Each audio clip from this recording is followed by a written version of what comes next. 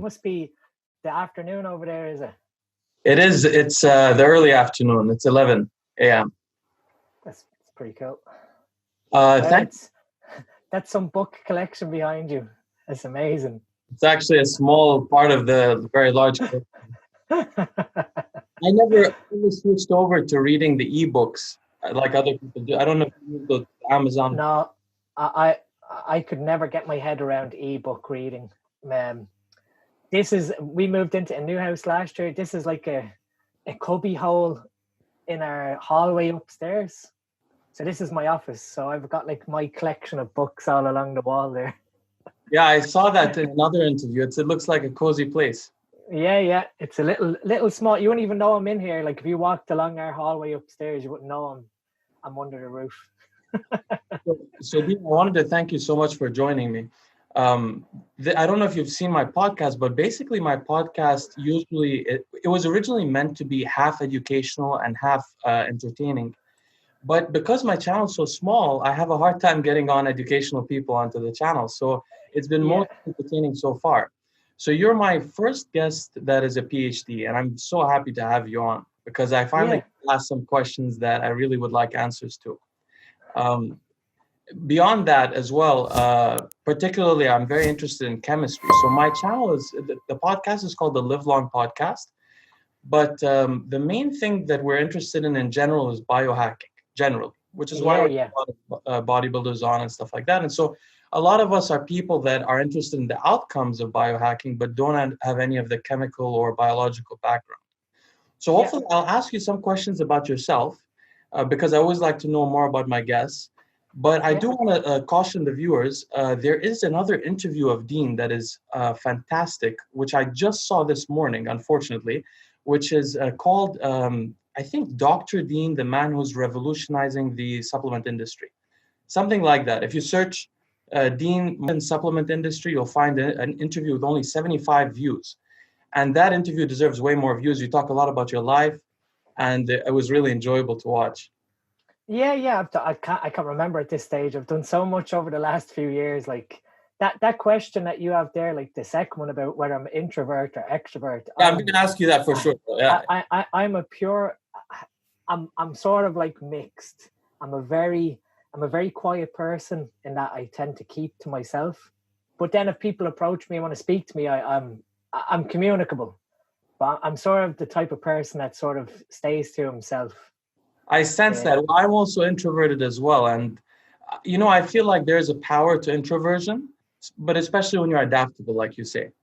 Yeah. I mean, like I can be thrown into a crowd and I'll socialize and I'll ask people questions.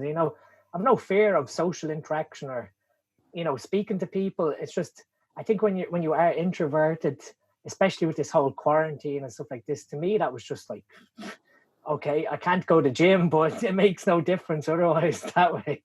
I know exactly what you mean. But yeah, like some of the questions, some of them now I couldn't remember the answers to, and I didn't have too much time to get everything together. No, I really don't want you to have to research anything. Let's start with the first thing. I just want to ask you where you're from. I think you're from Ireland, right? Yeah, I am. Yeah. So where are you from? From Dublin? Yeah. Fantastic. So I really admire Irish culture, actually. I've never been to Ireland myself. And surprisingly, although my mother's side are almost entirely from the British Isles, none are Irish, but I have a natural fondness for the culture, or from what I know about it. I want to ask you a couple of things about that. One thing I want to ask about is, I've heard that there's a Gaelic revival movement in terms of the native language of Ireland before English. Is that, do people speak Gaelic languages where you're in Dublin? Or? No. So we have places around Ireland that are called Gaeltachts. And they're specific regions where their first language is actually Irish, the Irish language, Gaeilge. And they end up learning English as a foreign language. Then when they go to school, they have to learn English. Now, around Ireland, we have what are called Gael schools, which are specific schools that you can send your children to for primary school education. And they only speak Irish in these schools. And then as a consequence, those children have to learn English sort of like a second language where, by the time they're 8 or 9 years of age, that's when they learn to read English. Fascinating. Have you ever met So, someone like that whose first language is Irish? yeah. And I used to like, I at one point I was fluent in Irish as a consequence of going to school, and obviously I had such a big interest in the Irish language, but Wow. I've forgotten so much of it. I've not spoken Irish now since I was 17. It must be like 14, 15 years ago. But Fascinating. I'd say if I was in a Gael talked region, which is where they speak Irish, I'd probably remember quite a bit of Irish. It would come back to me quite quickly. It's an interesting language because it's actually spoken backwards. In terms of the grammar, right? It's in terms of how you translate it, it's backwards. So I just want to offer a brief insight to some viewers who may not know about this. So the Gaelic languages we're speaking about are the native languages of the British Isles.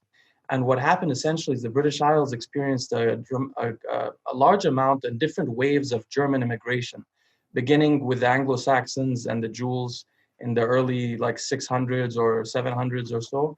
And that changed England, that they started speaking English, which is a Germanic language instead of a Gaelic one. And then, so Scotland and Ireland and Wales experienced less of this immigration, except that later on there were Vikings, and later after that, Normans, who are actually French Vikings, who immigrated a lot to Scotland. So Scotland got affected a little bit by that. So basically, what we're talking about is an ancient language, the original British Isles kind of languages, which I wanted to ask you is, can you understand a Welsh person speaking their Gaelic language? No. Welsh. So my father grew up in London. So if we were ever, taking the ferry across to Wales to drive to London, some of the signs, like you're just looking at the language, and I can't even pronounce. There's one that's like, it's like LLWENOLFI, I think, or something. And I asked my dad one time, I was like, when you read that, it's like Lilawelafili. And then he told me, actually, it's actually called phonephily. If you were to read it, grammatically or even phonetically, it doesn't make sense how phonephily comes from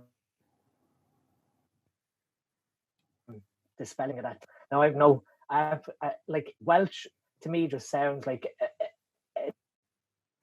it's a language just spoken at such a speed that, again, I couldn't even understand what they're saying. I always say that the Gaelic but Irish now.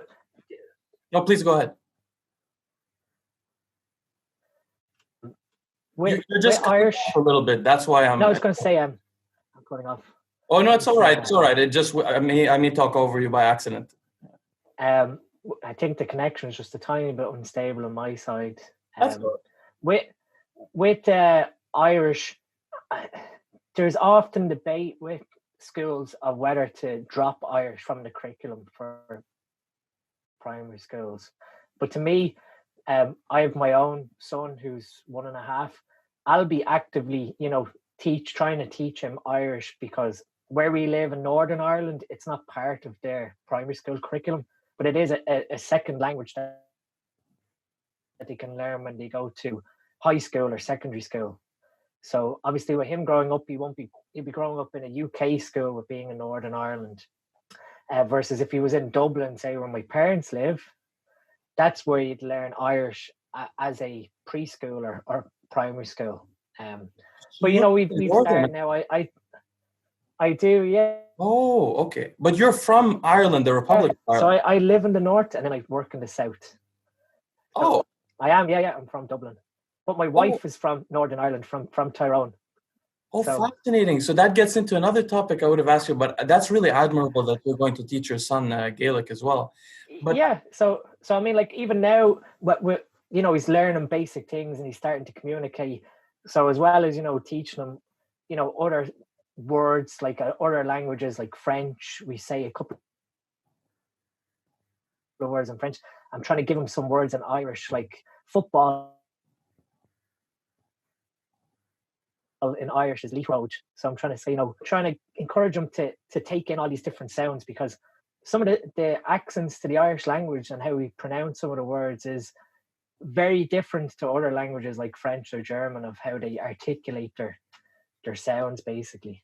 Yeah, I was about to say actually that I feel like French, you know, how you were talking about the way the Irish, the Gaelic languages are written, especially Welsh, that there's all consonants and there's like no vowels, and it's very hard to understand how, and also the letters are sometimes pronounced just like you said, a different letter that you wouldn't have thought. French seems Yeah, opposite to me, where there's just a bunch of vowels and they don't pronounce any of them. yeah. It's just And then two, like but it's E-O-U-E-I. we have like in our Irish language, there's what we call fadas that are similar to what would be in the French language. So obviously with fadas, they're added to letters to elongate the sound. So, you know, an O with a fada, which would be like a line over the top of the O, you say like O, or, you know, A with a fada on it would be ah. And it's just to give the different words, you know, you could have a word that could be spelled similarly, but the fada completely changes how you say it then. Yeah. But it's always been something that I keep meaning to go back and actually revise, because it's such a simplistic language. And like I said, when I was younger, I used to go to the Gaeltacht for a holiday as a school goer. So when I was like 12, 13, you can spend 2 or 3 weeks in like a foster family in the Gaeltacht, and you stay with, you know, like a group of 8 or 9 other kids. And these people in the Gaeltacht take on, you know, the students. We stay in their house, and then we go to school during the day, and you're just speaking Irish all the time. So that, you know, when you return to school in the September, your advancement in the Irish language is tenfold, because if you've been immersed, everyone speaks Irish. And, you know, you're doing everything that you do in normal life, play games, you know, football, go to the beach, but it's all just with spoken Irish. And it's amazing. Like, if when my son Callum gets older, if the opportunity is there, I'll send him to him, because it's a nice experience. That's a wonderful thing. Actually, they have that in other societies as well. For example, my father's Arabic, and in the Arabic society, historically, they used to send their children to live with Bedouin nomad tribal people when they're young, to learn the more like rigorous version of the language. But I guess another thing you commented on is that the language is a bit simpler. This maybe we're going a bit off topic here, but it may be simpler because, you know, what happens is when a nation adopts a formal other language as the elevated language, or the language of prestige like English, people tend to learn in that language, and they speak the former language only in a colloquial sense. And what happens is the language gets simplified because people are no longer interacting at the highest level with that. You know what I mean? And that happens with all like the towns in Ireland. We have both signs in the Irish language and in English. And if we look at what happened when English took over, they basically directly translated to English how the Irish was spoken. So where we live is called Strabane, but in Irish it's called Shropbon. And Shropbon, when you translate it over to English, it's the white way, the white road. But the English, when they came, just literally, you know, took what the Irish name was and it went straight to English. So Yeah, that how it sounded like even there's a county in Ireland called Monaghan, and in Irish it's called Winnichan. So you can see, like, when they came, they sort of just went, okay, this is what it sounds like, this is how we spell it, there you go. They anglicized it. So Yeah. it brings us to another question. It's really interesting to me because I've never had a chance really to speak to Irish people much. I wanted to ask, so you live in Northern Ireland, so you live in the UK, right? Yeah, All right. yeah. So right now the tensions are, there's a peace, there's no more like IRA activities since 2014 or something like that. Yeah, since the Good Friday Agreement was established, there's sort of like a ceasefire. Now where I live, Strabane, is sort of where a lot of the, you know, IRA troubles would have been back in the, you know, 90s. But now, you know, it's a very I guess very peaceful and tolerant is how you describe it. I actually prefer, like, my parents live in Dublin, right in the city of Dublin, in the suburbs. And I actually prefer up here. We're in the countryside. It's nice and quiet. People have such a different level of respect for one another compared to the city. It's strange. I always felt that way myself. I don't like cities as much. Yeah, like we had a choice. Like, we could have moved to Dublin, back to, you know, closer to my parents and closer to my work. But I prefer it. I just prefer the quietness and being in the countryside. And I guess the community is very different. The community in a city, like where I grew up, you know, your neighbors who live sort of, you know, on your street, and that's it. Here, this sort of small town mentality that everyone knows one another is very, it took a bit of getting used to. That, Well, when you grew up as a child, the troubles people were... would know, you know. Oh, sorry, go ahead. So when I was growing up in Dublin, we weren't really affected by any of the conflicts that were going on in Northern Ireland in Dublin. Even from, like, you know, day-to-day activities, and even, you know. Yeah, what I wanted to ask is, I was always curious, what did people in Dublin... What would you call terrorist activities? Oh, I'm sorry, you're really cutting off, so sometimes I think you're taking a pause. No, it's okay. I should be more patient. The internet is bad, but hopefully it gets a little bit better. But what I wanted to ask you is, so I was always curious, people who grew up in Dublin while the troubles were still going on or toward the end of it, how did they feel about the fact that part of Ireland is, I mean, you're far away from it, obviously, it's not directly affecting you, but you're sort of the same people, except for obviously the religious element. And there are Catholics in the north as well. So I always wondered, how did people in Dublin feel about the resistance movement in the north growing up? Did you feel like they're freedom fighters, and did they feel like that? Was there patriotism, or people were sort of apathetic because they were far away? It's very hard to say. Like, I never really, because it's very, I guess, it's like sectarian based in the north, in that, you know, children are brought up with a certain set of beliefs from their parents, and then that instills into that generation. Whereas in Dublin, there wasn't any of this sort of, you know, Protestant, Catholic. There was none of this sort of segregation where you were brought up that if your neighbor was Protestant or your neighbor was Catholic, that you resented them just for pure grounds of they had a different religion, which was, you know, a big factor in Northern Ireland, that, you know, a Protestant wouldn't speak to a Catholic and vice versa. But within Dublin, we never really experienced it. And even, you know, when at the height of it, when there was, you know, riots and stuff like that, we never really experienced turmoil in the south. So it definitely was. It's definitely something that, to me, it's very strange, because obviously I never experienced it. But then when I moved up here, you know, you do have loyalist areas in the north that are devoted to the UK. And, you know, when you drive into these neighborhoods, they have, the curbs are painted red, white and blue, and, you know, they have UK flags hanging, and it's just very strange. But that's to show their devoutness to the Queen and the UK culture. So when I first moved up here, that was sort of a bit of a shock, that, you know, wow, there are people who are really devoted to this sort of thinking. And I guess it's a completely different way, and it sort of shows how different, you know, nurture versus nature is when you're bringing up children as well, on tolerance towards different opinions and different cultures. It's fascinating. I watched an interview actually of one of the loyalist military leaders recently, and it was just really fascinating to me as an outsider to imagine being ethnically Irish but very devoted to the royalist cause. And it's like you said, it's a nurture element. What is also fascinating to me, and this is the last comment I'll make on this, because we have so much to talk about, but the interesting thing is, you know, Wales actually has one of the strongest.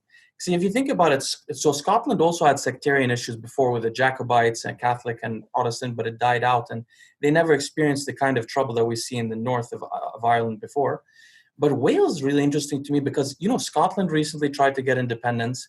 Ireland got independence, but Wales has never tried to, and Wales is the most Gaelic culture, like, they're very not influenced by England's culture as much. So it's really surprising to me that they've never tried. Yeah, and I mean, you know, that's another thing with Irish, and that, you know, the 6 counties within the north belong to the UK. And I think at this point, the sort of Republic of Ireland taking back Northern Ireland, to me, I don't think I'm going to see it in my lifetime, purely for the fact that I guess there are benefits to being part of the UK when you're in Northern Ireland. That obviously they don't want to adopt the Republic of Ireland's laws, etc. So there's pros and cons to it. But in terms of disputes now between North and South, it's, I guess at one point with Brexit we were a little unsure of what's going to happen, and I guess we still are, because there's now talks of still a hard border coming through, where you have to go through obviously border security passing between North and South, because technically it's not part of the EU and it's a different country.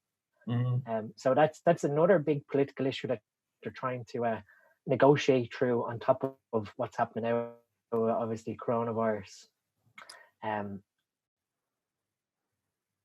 I know when Brexit was announced back in January, that we were sort of thinking like, okay, what's going to happen? Because obviously I travel from north to south to work every week. Is this going to really put a hindrance in that I pass through the border twice on my drive home, that it's just going to make things a nightmare? Just for the pure fact of that, you're going between two countries, and no one in this country shares that opinion of wanting a hard border or causing restriction to travel. So hopefully when the UK finally finish their EU agreement, that'll be a soft border, that'll be just business as normal for traveling. Just for the viewers, I just want to explain for the viewers, a lot of viewers are American, so just so they understand, the UK has had a movement to leave the European Union, mainly inspired by the conservative element in the UK, who have a frustration with mostly Eastern Europeans immigrating to the UK, and they feel that they're taking their jobs from manual laborers, or not manual, but the working class. So there's been a movement to stop that, and this would affect your ability to travel to work every day, because you'd become not part of the union anymore. Exactly. Okay, so Dean, I wanted to ask you, so I don't want to get to too many questions about this, because I saw your other interview and I don't like to repeat too many things, but what I learned from it is that as a child you grew up wanting to be a doctor, and that's how you got interested in science, mainly as being interested in being a doctor, maybe by your mother, how she raised you. So I mean, I'm an anomaly, and my family will say that no one on my mother's side or no one on my dad's side went to university. So I was this anomaly child that had, I don't know where the intelligence came from, but obviously my parents really nurtured me growing up and saw this intelligence. Because say for example, if we were going on holiday for summer vacation from school, my parents used to get the teacher to give me extra work to keep me occupied, because I'd complain at the rate of how things were progressing in school, that this is stupid. I'd be saying to my mom that I want to go here in the next sort of few chapters of a book, and I was sort of being held back. So, but in terms of like that, my fascination sort of developed with chemistry and biology, because my uncle, he done a degree at a local college it was more so food science and applied sciences. And growing up, I spent a lot of time around him and my grandmother's, and he gave me a lot of his textbooks. Like I would have been only 8 or 9 years of age, and he'd be handing me the textbooks, and I'd be just flicking through it and looking at dissections of worms and simple stuff like that we'd see later on in biology when we get into high school and university. And I guess I developed sort of like a fascination towards medicine and just helping people, and the sort of moral ground that a doctor would have. But I guess what happened was, when I got to the end of my secondary school, the end of high school, and we have to in Ireland we have a system called the CAO, which is like an application system to get into university, and it's all based on a point system, depending on the grades that you take at school. So in honesty, the Republic of Ireland's secondary school education system is probably one of the hardest in the world for getting into high professions. And it's purely because of popularity. The CAO system, the point system, is driven by popularity. So like you could think that, something like nuclear physics as a degree would be very specialized and you need a lot of points to get into based on your grades. And you might only need 300 points because nobody enters into such a degree like that. Whereas for medicine, you need nearly 600, which is all straight A's, greater than 90% in all your subjects. So you have to take 7 subjects at secondary school in Ireland, and then the best 6 are counted to give you a score out of 600. So we actually had, Jerry Brainham, the bodybuilding writer. Have you heard of him? Yeah, I've heard of him. Yeah. On the podcast, and he was saying the same thing. See, the same thing happens in other places also, because he wanted to be a doctor as well, and he got turned off by it because he was growing up in a time of affirmative action in the U.S. So it was much easier for certain ethnic groups to get into college, and he felt he was borderline and he was going to have a trouble getting in. So it happens because of just the amount of applications to certain fields like medicine. Yeah. So I mean, with medicine, then when I got to the age of 17, I started to realize that the training to become a medical doctor was intense. So you're talking at least 7 to 8 years of devotion to high level of study. Obviously, then with being a junior doctor, when you do finally get your medical degree, having to spend 4 or 5 years interim in a hospital, that sort of devotion, especially when you got later in life, if you wanted a family and the flexibility of family, it sort of just turned me away from the idea of being a medical doctor. Obviously, you could go down the path of being a general practitioner and having a nice 9 to 5 career in that regard. But I fell out of love with the sort of, I guess, pursuit of medicine. In that regard, and people often laugh at this, but my other passion growing up, aside from sports, was music. Yeah. And I wanted to then do a music degree. When I changed my mind on medicine, I said to my parents, I want to go do music. And I was basically told, cop on. I was told, basically, my mom said it was a waste of intelligence. That's how she put it to me. Yeah. And they basically compromised with me and said, if you do a degree in something outside of music as a backup, because they said, what are you going to do with your music degree? Be a rock star? And I was like, well, yeah. It's like, that's obviously the goal of when you get a music degree, like become a musical professional. And they said, okay, but what about your backup? If that fails, then you've got nothing. You've just got a music degree. You could be a music teacher, but there's no sort of other options there. Yeah. So they sort of pleaded with me to think of something else. And the university that was literally only 15 minutes train journey from my parents' house, Maynooth University, was opening up a new degree course the year I was finishing college. And it was a double honors degree in chemistry and pharmaceutical chemistry. And it was actually my career advisor at school that sort of showed me the college course. And I thought, wow, that seems very interesting. It's all about, design of drugs, as well as, being pure chemistry on the side of organic and physical chemistry. So I said to my parents, okay, that's what I'm going to do, but I'm still going back to music when I get my degree. Now, so what happened when you got your degree? What happened that made you? So did you go right after that to do a PhD, or did you try the music thing, or did you try? I know you worked as a pharmacist briefly as well, right? Yeah. So throughout my degree, my sort of part-time job was as a pharmacist dispenser. So I helped read prescriptions and help, a pharmacist as his sort of, I guess, assistant in terms of making up medicine preparations, counting tablets, dealing with customers. And that was further enhancing my knowledge for my degree as well, because of the exposure to, obviously, textbooks surrounding drug interactions and whatever else. And funny enough, sort of like not in a tangent, but one of my best friends, he was training to be a pharmacist at the time when I was working there. And he tried to convince me that when I finished my degree to go do pharmacy. But again, I started to see that, pharmacy as a career was sort of a boring job, that it was the same thing every day. People were coming in complaining they were sick.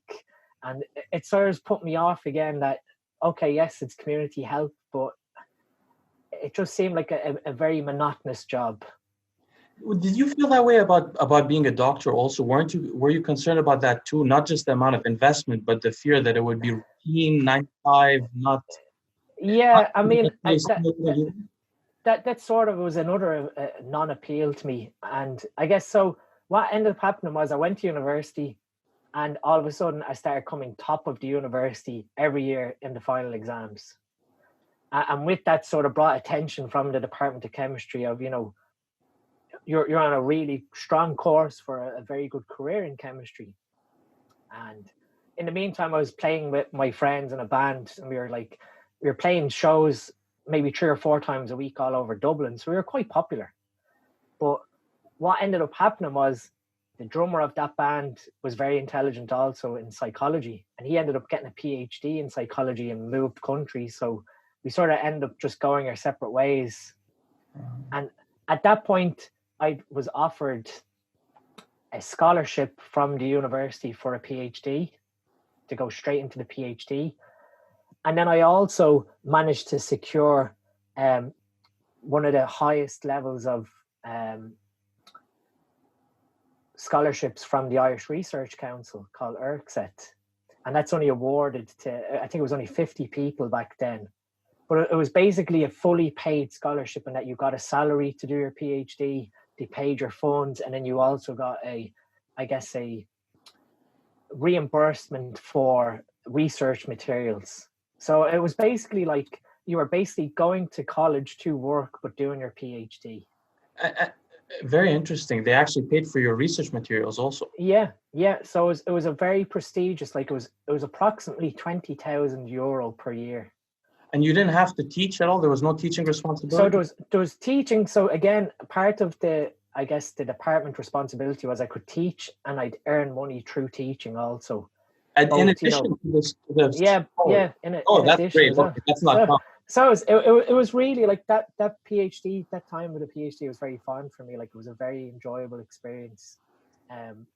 But the whole obtaining the scholarship, the IRCSET one, again, that was sort of a throwback to the mindset that I have, because there was a first round of application for that scholarship. And in the first round, you had to submit, all your previous year's grades. And then you also had to submit a personal statement and then have 2 academic references. So what ended up happening was, when the results came out, I didn't get the first round of scholarships, but 2 of my friends did.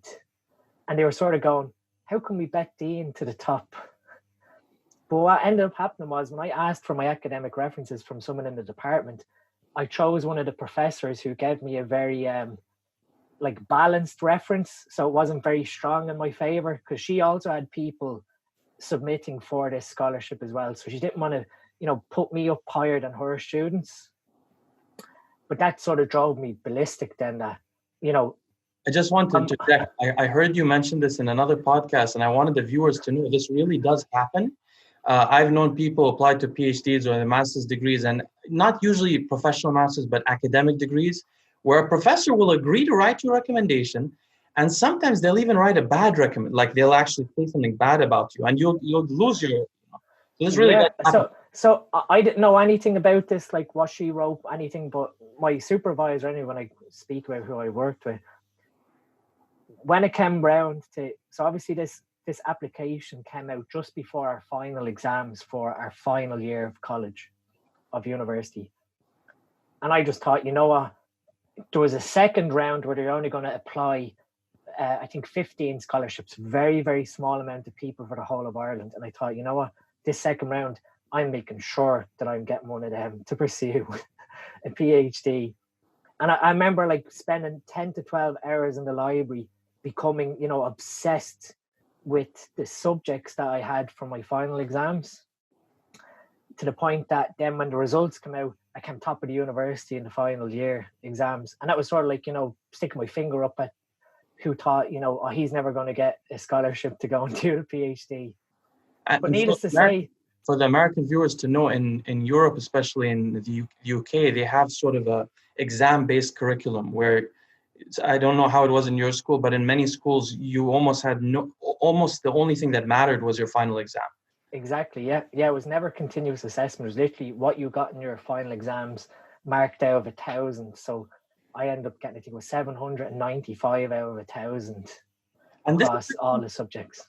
I've always felt like this was a very inefficient way to grade students, because what happens is a lot of the students slack off the whole semester and then they just prepare before the final, they memorize stuff, and then they forget it a few months later.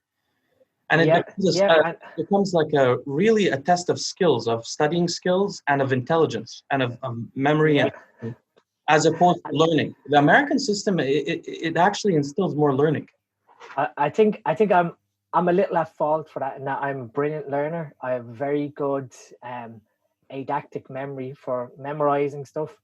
In I guess as well, I have a very high capacity for short-term memory, so I could memorize pages upon pages before an exam, and just literally go in and just hammer out an exam, and then a couple of hours later I'll forget it. But that's not necessarily mean that I forgot what I've learned. I might have forgotten all the intricacies towards answering the question. So exams, to me, that's a very interesting point, in that there is a level of skill to being able to do exams, and a level of focus of being able to apply yourself in a specific way to exams. It's not really always a test of how much you've learned. It's sort of how much can you memorize and write down in the 2 hour periods. Of course, the question is, there's two purposes, right, for grades. One is to indicate how much the student has learned to the outside world, which is important for the reference of the university. So the university like Harvard, for example, gives almost everyone A's. You don't really know who was the best of his class or who was. So university wants to inform people how well you did. And the second thing is to incentivize learning itself. Yeah. So if you only have an exam at the end of the year, you become very good at taking exams. But that doesn't necessarily mean that everybody in the class is going to learn as well. So in America, usually they have mid-semester exams, the end of the semester. Not in the UK, sometimes it's just the end of the year even. So some courses, they go a year long. In the US, you'll have projects, you'll have homeworks, they're all graded. So people are learning throughout, And you have this cumulative, then continuous assessment, which to me is a great way that you're being continuously graded throughout the year, as opposed to, a last-ditch attempt at the end of the year to try and survive your course. Exactly, because if you're measuring a student's ability to take tests, you're not really indicating what the students, none of us are going to school to learn how to take tests, because once you leave school, there are no tests anymore. No. Right? So unless you're doing a law test or something or accountant. So you ended up getting into the PhD, and what subject was it? So what ended up eventually happening was, on the reapplication for the scholarship, I changed my reference, needless to say, and that magically changed the outcome. So with the first application, I fell in love with the side of organic chemistry, of being able to take something and logically apply sets of rules to, I guess, come out with an outcome of chemical transformations that have been extensively studied over hundreds of years. Can you tell us what physical chemistry is as opposed to organic chemistry? So I guess on a simple level, organic chemistry is obviously the study of anything that has carbon in it. That's sort of like the base way of explaining organic chemistry. But within organic chemistry, then you have different aspects towards, synthetic organic chemistry, and where we're applying, I guess, different transformation methods and obviously synthetic methods to create molecules that are made from carbon. Then on the opposite side of that is inorganic chemistry, which is the study of, I guess, metals and inorganic substrates. So I guess, how would you describe it? Chemical complexes that compose of anions and cations, so charged molecules. And then the other side is physical chemistry, which my PhD was actually part physical chemistry to organic chemistry. And physical chemistry is applying the rules of physics to, I guess, the laws of chemistry. Which is what you do for your profession at the moment. You're a physical chemist. So my job now at the moment is a chemical engineer, and I work for Intel, which is obviously who make computer chips. Yeah. And I'm part of their department, which is known as plasma dry etch. So we apply, I guess, both chemistry and physics together to create a plasma, which is the fourth state of matter. So we have, solid, liquid, gas, and then plasma is this super condensed gas that's filled with ions.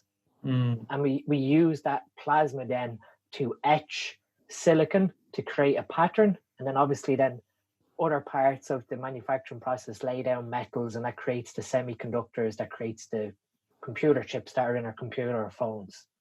Awesome. So with the PhD, I applied with Dr. John Stevens was his name, and he was a very influential to me because I had him as a professor, as a lecturer all throughout my undergraduate, and the way he was able to deliver concepts of chemistry in such an easy to understand and fun manner, he just seemed like a really nice guy to study under. So when I applied to him, his sort of area of, I guess, chemistry with his PhD students was more so towards organic catalysts. So figuring out the use of complexes that can speed up the rates of organic chemistry reactions. So obviously he was more involved with, for anyone that's listening, like Michael additions, which would be a specific type of nucleophilic addition. He was very interested in that sort of area of organic chemistry. But when I approached him, he said to me he had this one project that he was saving for the right person. And it was based off research that he had done originally in his PhD. And that was on a fluorescent molecule, which was made from a 1,2,3-triazine. So when John was sort of doing his PhD, he was sort of looking at, these organic catalysts. But the research on organic catalysts can be very hit or miss. Like most of the time, some things don't actually work out correctly. So his professor, Dick Butler, proposed to John this sort of new cycloaddition reaction that would create a fluorescent 1,2,3-triazine. So John spent a while working on that chemistry, and I guess then it fell from John then to me, and the whole sort of research proposal for my PhD then was to further develop the fluorescent molecule into, I guess, an application for potential commercial use. So obviously we can use fluorophores like fluorescein to tag biomolecules for fluorescent spectroscopy or fluorescent microscopy. My job was to develop the molecule further, and then I guess try and figure out the photophysics of how these molecules fluoresce. So figure out what is the fundamental physical states that are occurring to the molecule that causes it to emit a photon of light. So the project was very interesting. I was able to do some little changes to the molecule that, switched off or on functions to things that we obviously do with pharmaceutical chemistry as well. And I was often thinking, if I start with this substrate, it should cause this change in the end reaction. And I was able to, increase the wavelength of light emission from the molecule by adding, basically adding more electron density into this molecule through certain changes. So it causes higher emission of light. So normally, these were emitting in the ranges of 310 nanometers to 500. I was able to shift it, all the way up towards 550 or backwards more so towards 300 nanometers for ultraviolet emission. With chemical transformations? Chemical transformations, yeah, of the reactions of the substrates to create this triazine. And what was amazing about it was we then ended up figuring out that it was basically like the molecule in space was like a scorpion. So you had a base triazine, which is a 6-membered ring with 3 nitrogens. And over the top of it, you had another phenyl group, which is the 6-carbon ring molecule. And basically how the molecule was emitting photons of light was like a scorpion flicking its tail backwards and forwards. So you'd have the phenyl ring on top and then the phenyl ring at the back. And we were able to figure this out with computational chemistry. It was really like that was really fascinating, because we were able to then deduce from the emission spectra using mathematics how many excited states existed inside that emission profile using Gaussian transformations. But that to me was like incredible, because so computational chemistry is, I was going to ask what it is, but you said Gaussian transformation, so it's a statistical estimation of likelihood. Yeah, exactly. So we're able to then, we're able to fit models to how, I guess, electrons act in space and how they interact in terms of the energy clouds surrounding these electrons. And the computational chemistry then is able to find a structure for that molecule in its lowest energy state. Interesting. Obviously, then you can then reverse that and figure out what's the structure of the molecule in its highest energy state. And obviously, when you do an emission profile, so an emission spectroscopy, you'll have emission of light and you just follow the wavelength that's emitted. But inside that Gaussian emission, you could fit maybe 3 smaller Gaussians that correspond to that overall emission, which was what was happening with mine. We were able to, figure out underneath that main Gaussian what was the 3 independent emission states. And then the computational chemistry was able to give us an answer to the molecule structure that corresponded to those states. So I just want the viewers to understand that Gaussian is a normal curve. It's usually called a normal curve or a normal distribution. And what he's talking about is a probabilistic model that is, creating a model for the structure based on statistical inferences. Okay, great. So because I use the word term Gaussian too, but a lot of people don't they call it normal. Yeah. Normal curve. So, I mean, it was very interesting, because another study that we done, and it was a limitation to fluorophores when we look at literature, is they have either very fast half-lives. So again, when we apply half-lives to pharmaceutical chemistry, we're talking about how they remain in the body in terms of elimination and metabolism. But for photophysics, the half-life is sort of like the time length it takes for the decay of a photon. So most fluorophores have very fast half-lives, meaning that when we try to use them for microscopy, you literally have nanoseconds to capture an image of a cell that's been, I guess, tagged with, say, for example, fluorescein is the most abundant one used in laboratory practice. My fluorophore, we found that, one, it never photodegrades, so it never gets destroyed. So fluorescein, when you, I guess, excite fluorescein with UV light, a consequence of the emission of the photon destroys the molecule, similar to like when we create reactive species in cells. But for some reason, the electron density and how the electron circulated through my molecule, it just recirculates the electron through the structure continuously. Because I literally done one experiment where I made a solution of my fluorescent molecule and I put it in front of a laser for 10 hours. And the emission profile was the exact same as when I started.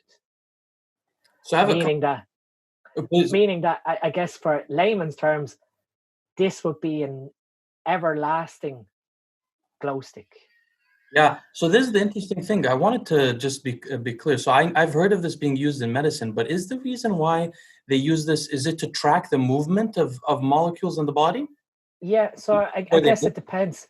It depends on what you're trying to track. Or to look for something. Is it like you create a chemical that will attach to a certain kind of cell, and so you're searching for the cell? So normally what you do is you have fluorescein tags. So you'll have fluorescein, which is the fluorophore, attached to an amino acid. And then you track the movement of that amino acid into a cell. And I guess that was the final proof of concept at the end of my PhD, was I got my fluorescent molecule and I attached alanine to it.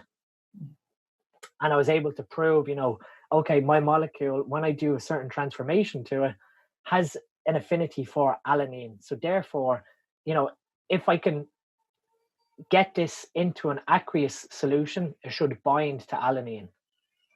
But that's a big limitation, obviously, with organic chemistry, because when we make organic molecules, they have partition coefficients for organic phases, meaning that when it's in your body, when you make an organic molecule, it more so has affinity for an organic, I guess, substrate, whereas our blood is aqueous.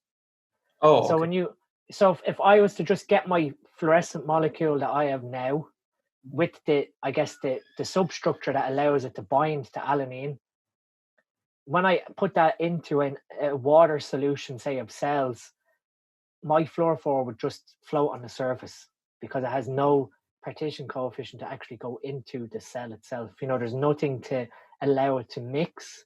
And that's a big limitation when we work with organic chemistry, is making compounds more water soluble to make them more, I guess, efficient at targeting aqueous structures. So a partition coefficient is something that allows another molecule to move in a substrate. So between two phases. So it's sort of like it's like the concept of when they attach an ester to, say, testosterone, and that, you know, that particular ester will have a particular partition coefficient, meaning that it will remain in fatty tissue longer as opposed to entering into the bloodstream, which is more aqueous. Yeah, so it's lipophilic because of the lipophilic. Yeah, and that's another way of explaining it, is between hydrophilic and hydrophobic. Okay. Or lipophilic. So that is what you're talking about, the lipophilic or hydrophobic. Yeah, on a simpler level. So it when I finished my PhD, that was sort of where my research ended. In that, you know, I didn't have any more to sort of contribute to it. I'd figured out the photophysics. I'd done a couple of different transformations to prove, you know, the photophysics of it. I proved the concept of being able to bind a protein. The next sort of step for that now is for someone to come along and figure out how to, I guess, change the structure so that it becomes more water soluble, so that it can actually be used for in vitro diagnostics. Which is an issue in chemistry in general, right? There's always a desire to make things, you know. And then obviously the other thing was, these molecules are excited in sort of like the UV region, which for humans isn't a very good application, because obviously UV penetrates through all of your cells. Normally what we sort of want is surface structure investigation, which is more so penetration of UV, of infrared light. So that was another concept that we sort of were able to develop using computational chemistry. Was a molecule of mine, the fluorophore, the triazine, but do a chemical transformation now that we push the wavelength towards the, you know, 1000 nanometer, 1200 nanometer region. So we have, you know, a near infrared inflorescent molecule. And that's sort of, you know, the fascination of PhD research, is that it's always going to progress. There's never a stagnant point like pure science, where there's always an outcome to pure science investigation, where, you know, we need to investigate the, I guess, percentage constituents of X, and that's pure science. You get your answer and that's done. Whereas with, I guess, more with more so with what I was doing, it's never ending, because when I finished my PhD, I was actually then approached to become a principal investigator, which is, you know, I would basically own my own research group to pursue developing these fluorescent molecules. But in Ireland, it's a little more different to the US, than that you don't have to get tenure, you just need to get a position in a research lab. But the biggest issue is funding. And when I was doing my PhD, Alan Ryder, who was my other supervisor for the photophysics side of things, he, I guess, he was sort of trying to push me down this route of, you know, doing more research on these triazines. But I seen firsthand that he spent a lot of his time trying to get funding for projects. And it became a never-ending battle of, you know, chasing after people to fund your research. And I didn't like that instability either, that, you know, you're sort of chasing paycheck to paycheck, or, you know, you're given funding for 2 years, but what happens after those 2 years? Can you convince someone else to give you more funding? Exactly. And it's sort of, again, that sort of post-doctoral life, again, was very, I guess, unstable for me also, when I started to really think about long-term career progression. And that's sort of by chance, I ended up in Intel. I was given a lecture talk on my research at a symposium, and there was a guy giving a talk about Intel and its manufacturing process and the science behind it. And I just literally just walked up to him and said, "How'd you go about getting a job in Intel?" And he just said to me, "You know what, just email me your CV and I'll try and sort something for you." And within a week, I had an interview. Oh, really? Fantastic. And I was sort of like, Intel is literally a 10-minute drive from my university. So they're very closely linked. And it literally, like, I moved from my university to Intel, which is a 10-minute drive down the road. And the university was 10 minutes from your home, 15 minutes from your home originally. Exactly, yeah. Yeah. So right now, when I do work, or before all this lockdown, I used to live with my parents, and then I'd work for the 3 or 4 days in Dublin, and then I drive back to Northern Ireland to my wife. But for Intel, I guess what I really liked about sort of then going down this sort of route was that it was a lot of problem solving. Mm. So when you're a chemical engineer, it's always about trying to figure out, if something goes wrong, how can we get things back working again, either through, chemistry, physics, or even mechanical engineering. And the biggest challenge for me, obviously, was I was coming from a background that was in biology and chemistry. I had no, I guess, electrical background in terms of electronics or physics in that regard, or I guess mechanical engineering, how systems are set up mechanically. Mm. And that was fascinating, because it sort of threw me into the deep end of having to learn, about hydraulics, about different parts of robotics.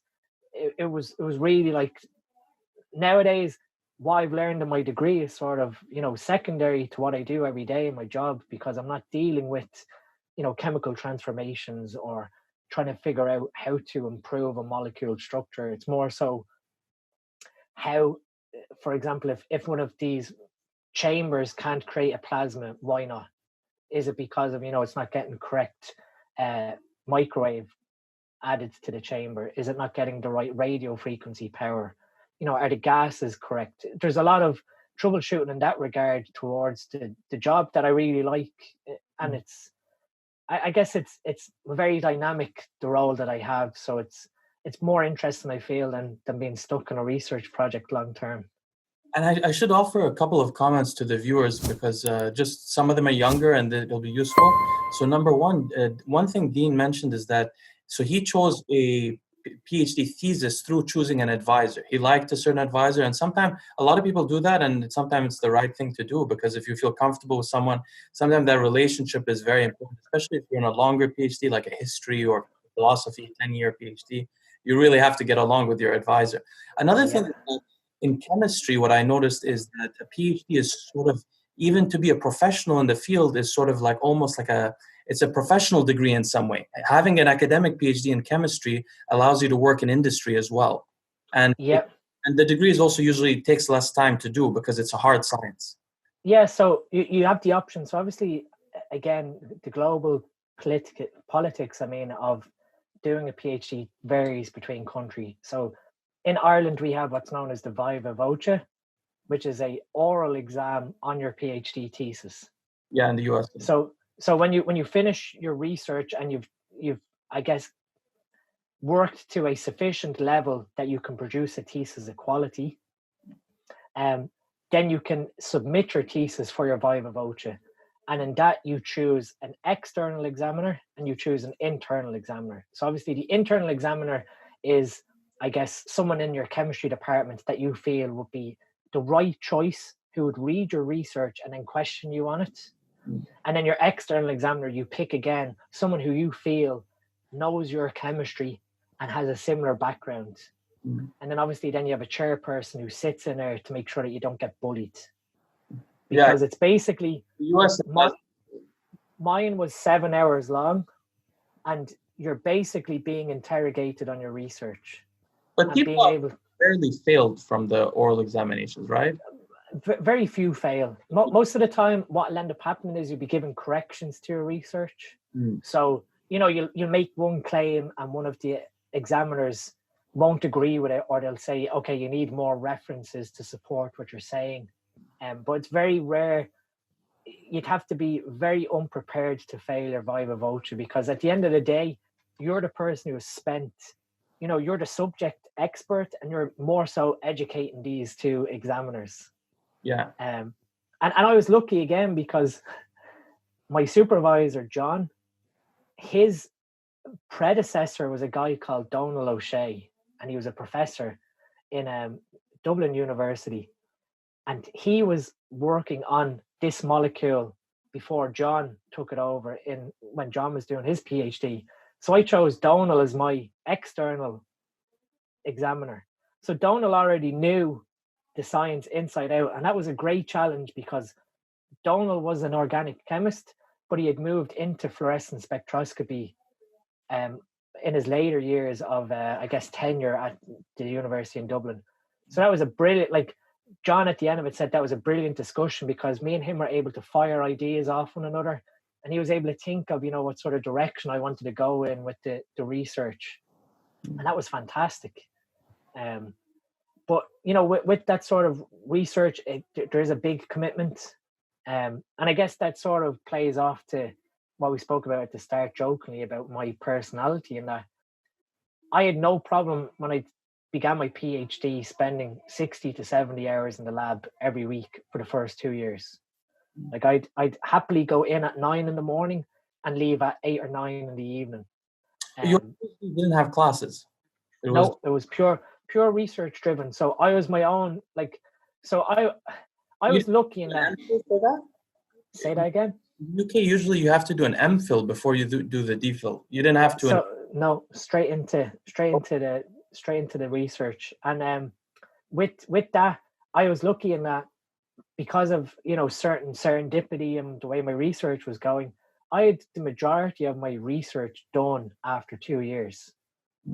And because I had another 2 years funded, I really took my time in writing my thesis then.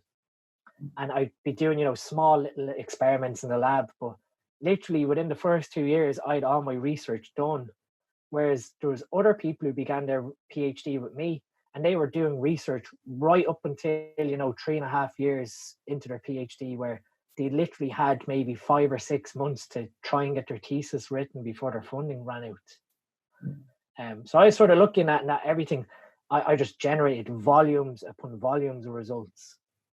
In that, like I said, we were looking at the photophysics of how these molecules operated. So I'd be literally making up a stock solution of the fluorescent molecule and adding it to 50 different solvents, and seeing what happens when that molecule is in that solvent, what solvent effects happen to the photophysics. And I ended up, my thesis in the end was 2,650 pages. Oh, wow. That's a lot. Yeah, because I've seen these chemical papers where they have each solvent, and then these papers. And literally, you have an appendix of results and you have to submit everything.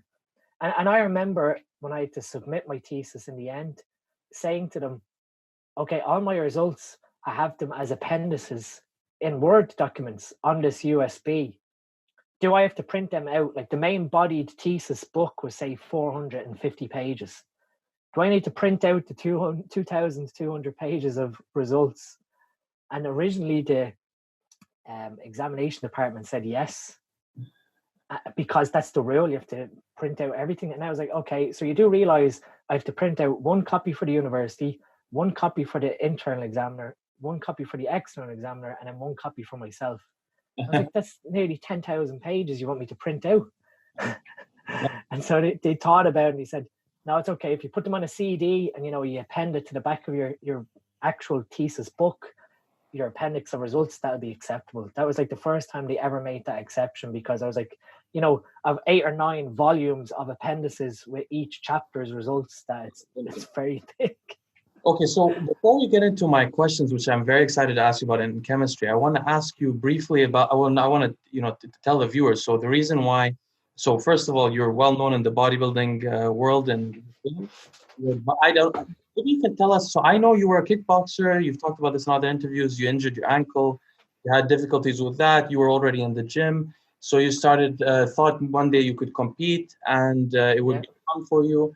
And so you started competing, and you became of some, some status in terms of competing. I'm not a bodybuilder myself, but I know you won some Yeah. competition. And how did you get into coaching and consulting and eventually into making, so also for the viewers to know, Dean has his own supplement line in association with supplement, what's it called? Supplement needs. Supplement needs, yeah. So how did you get into that field?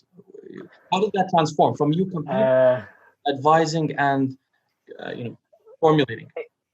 I always say it, my wife Morgan is the reason why. So when I first met Morgan in 2015, when we were properly then living together, she just said to me, like, at that time I wasn't really active on social media or speaking about things, but if someone spoke to me in the gym and asked me questions about health or bodybuilding or pharmaceutical use, I'd engage them in conversation, and we'd have a discussion on it.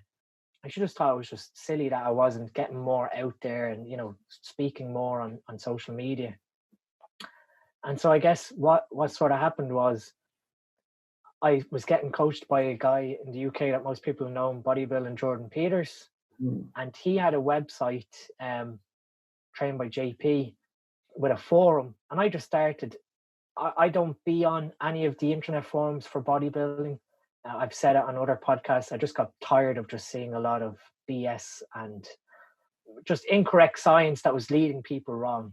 And I guess that was more so where I started to feel that what I knew would help keep people healthy when there weren't other, I guess, educators speaking up with their background in either medicine or pharmaceutical chemistry.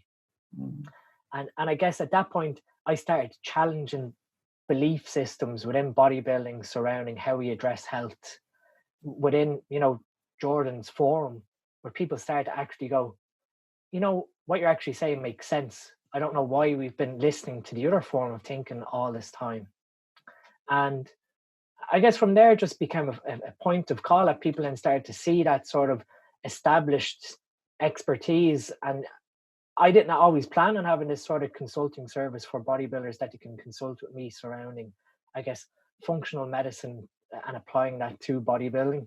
It just more so came from, I guess, a continuous strive to learn. And like we said at the start, it's all about sort of making sure we have optimal health, but also understanding the root causes of disease that happens from anabolic steroid use. Because again, when we look on forums, for example, liver health, we know obviously the 70 and alpha alkylated orals cause liver toxicity. All that was ever being said was, oh, just take milk thistle when you take your oral steroid, or, only take orals for 4 or 6 weeks, or only take orals at the end of your steroid cycle. No one ever thought, right, when you take an oral steroid, it causes changes in the hepatocytes that can cause them functionality changes to our gallbladder and how we produce bile. That bile can lose its viscosity and cause cholestasis, where it blocks the bile ducts and backflow to the liver cells, killing them. Yeah. And so no one was ever educating bodybuilders that okay, yeah, taking milk thistle might help. It might help some of the changes in the CYP enzymes, but fundamentally, what's driving the disease process is poor bile flow, cholestasis. Why aren't we then utilizing supplementation or dietary changes that again corrects that problem so that we don't actually end up with liver cell death? So this is an interesting example you bring up. So I've been following the bodybuilding forum since 2003 or 2, because I was always interested in anabolic steroids, but I was mostly interested in strength. But because of the bodybuilders are the one who talk about drugs, so Yeah. I noticed people began using TUDCA in around 2000 and maybe 8 or 7. Yeah, it was towards the end of the 2000 region. Yeah, but it wasn't that late. So it wasn't. People were already, and TUDCA, for those that don't know, is sort of like the effect it has is this bile flow issue of cholestasis. And TUDCA is a relative of UDCA, which is the only FDA-approved treatment for cirrhosis of the liver. Yeah. So that's one thing. The bile, you bring up an important point, was people were taking milk-thiazole, which seems to have a hormetic stress, a biphasic stress, in which in the lower range, it causes a reaction in the body that, I think it must upregulate NRF2 and downregulate, NF-kappa B and these kind of inflammatory process. Yeah. But it's not dealing with the actual functional problem of the bile and all that. Exactly. Yeah. And I mean, it was even the same when we looked at lipid changes, how anabolic steroids change lipid panels. No one was, educating that, when you have an unfavorable or a super physiological level of androgens, within the liver, you make hepatic lipase, which is an enzyme that breaks down HDL. When you have super physiological levels of testosterone, that destroys hepatic lipase. So you're destroying the enzyme. It increases the amount of hepatic lipase, which then destroys the amount of HDL that you're making. So no matter what you try to do to correct low HDL at super physiological level of testosterone or other androgens, it's a battle that you're never going to win, because it's an artifact of that androgen receptor stimulation. I've never looked into the process by which the HDL is reduced, so I'm glad. Yeah, it's through hepatic lipase reduction, and we see it very clinically with Anavar is the easiest example, or through I guess there's some research papers with Anabolic also, but it's purely, and you get an increase due to androgen receptor activation causing increases in hepatic lipase, and that destroys your HDL. So no matter how many, if we look at forums and they're sort of pushing citrus bergamot, pantotene, all these sort of precursors that we know help increase HDL production, it's sort of an uphill battle because you're destroying it as you're making it. So all you can do there in that regard is coach someone that what you need to do in that case is preserve HDL function, and also make sure that when the liver is producing LDL molecules, that it's actually making, large buoyant LDL molecules as opposed to intermediate or very low density LDL molecules. In effect, by your diet, by reducing. Exactly, yeah, by the diet, and obviously antioxidant content of the diet, so that we don't end up with, I guess, foam cell production in our arteries. I started bringing this sort of functional side to bodybuilding and educating people that, it's not just about when you develop high blood pressure, take a blood pressure medication. Develop cholesterol issues from AS, take a Lipitor, take a statin to lower your LDL production. It was more so, telling them exactly why the problem is happening, what we can sort of do at the root of the problem to address it, and if needs me, then intervene with a pharmaceutical therapy. Actually, I really liked your discussion with Fuad. I'm sure most of the people watching this video will have seen your discussion with Fuad. Fuad Abiel has a podcast that you went on, in which he asked you originally about blood pressure issues, and you described to him the manner in which blood pressure raises, which was very accurate. Actually, it's very interesting, historical side note. Fuad and me had a little antagonism online a year or so ago, because his coach, Dante Trudel, had given him a supplement stack for high blood pressure. But he also sent him to the doctor. He sent him to the doctor also. Apparently, Fuad had high blood pressure, and so he needed to go. But the supplements, Fuad made a video about them, and many of them had no relation to hypertension. There's no evidence of them affecting hypertension. So I made a comment on that. Fuad got very upset with me. But the point is, you had a very good analysis of the cause. If anyone wants to see, that was a really great discussion. And I mean, to even go off on the tangent, with the supplement company, with Supplement Needs, that was sort of them what made me develop specific products for different systems of the body. So I developed the liver stack, and the liver stack, primarily focuses on reducing cholestasis and helping phase 2 liver metabolism of estrogen, as well as, I guess, has a high concentration of choline and inositol, so that we don't end up with fatty liver disease. Because again, that's a big underspoken topic within bodybuilding. Yes, this is something I always speak about. I thought I was the first person to talk about, actually. Yeah, so like my liver stack has TUDCA, ox bile, choline inositol, and then calcium D-glucarate and DIM. So Yeah. obviously I'm helping guys to try and push things down through hydroxyestrogen metabolites and then glucuronidation. And then I have the choline and acetol for obviously increase in fatty acid transport in the liver so we don't end up with NAFLD. And then obviously the ox bile is a synthetic form of bile to ensure that we have high doses of bile. And then the TUDCA obviously plays in again because of its primary bile salt as well. And that was sort of, looking at liver health for bodybuilders and going, how can I make sure that if you do take liver toxic substances that I can get to sort of the root cause disease process that may happen?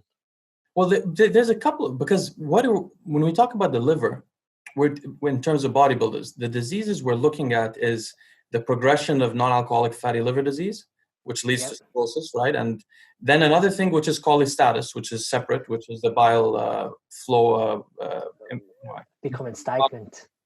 And then a third thing, though, is hepatocellular carcinoma, right? Because it does exist. I have one subscriber who currently has hepatocellular carcinoma after using trenbolone for about 5 years straight.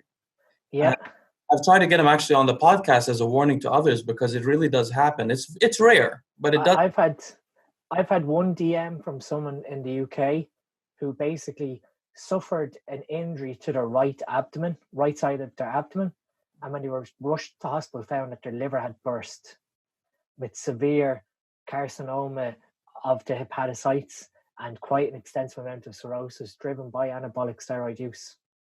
People, and, this is sort of where I said you have these buccal stem white blood cells that can get released from bone marrow and just outside the liver to infiltrate hepatocytes for repair. That's how we can reverse cirrhosis to an extent, provided that buccal stem cell transformation happens. But there's research there's a published paper that shows that at superphysiological levels of androgens block the infiltration of these stem cells into the liver. Oh, I didn't see this. This is very interesting. So this is sort of where I start to warn people that this whole blasting and cruising, culture that has developed over the last 15 years, that if you're blasting at superphysiological levels and you're finishing off that cycle, say with Anavar or oxymetholone, if your cruise is, a reduction to a superphysiological level still, so you're going from maybe 800 milligrams to 300 milligrams, you're still at a superphysiological level.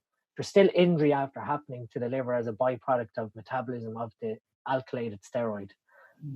You're not going to have this buccal stem cell infiltration happen. So, by repeatedly then going back to a blast, going back to superphysiological level, slowly over time that cirrhosis develops that can then develop into, hepatic carcinoma. And this is sort of where I'm trying to make people aware of that this whole blast and cruising mentality has to stop. That if we are going to go down this route of continuous AAS use, that you are better off manipulating your hormone profile to a physiological level for a period of time to allow these baseline processes to occur.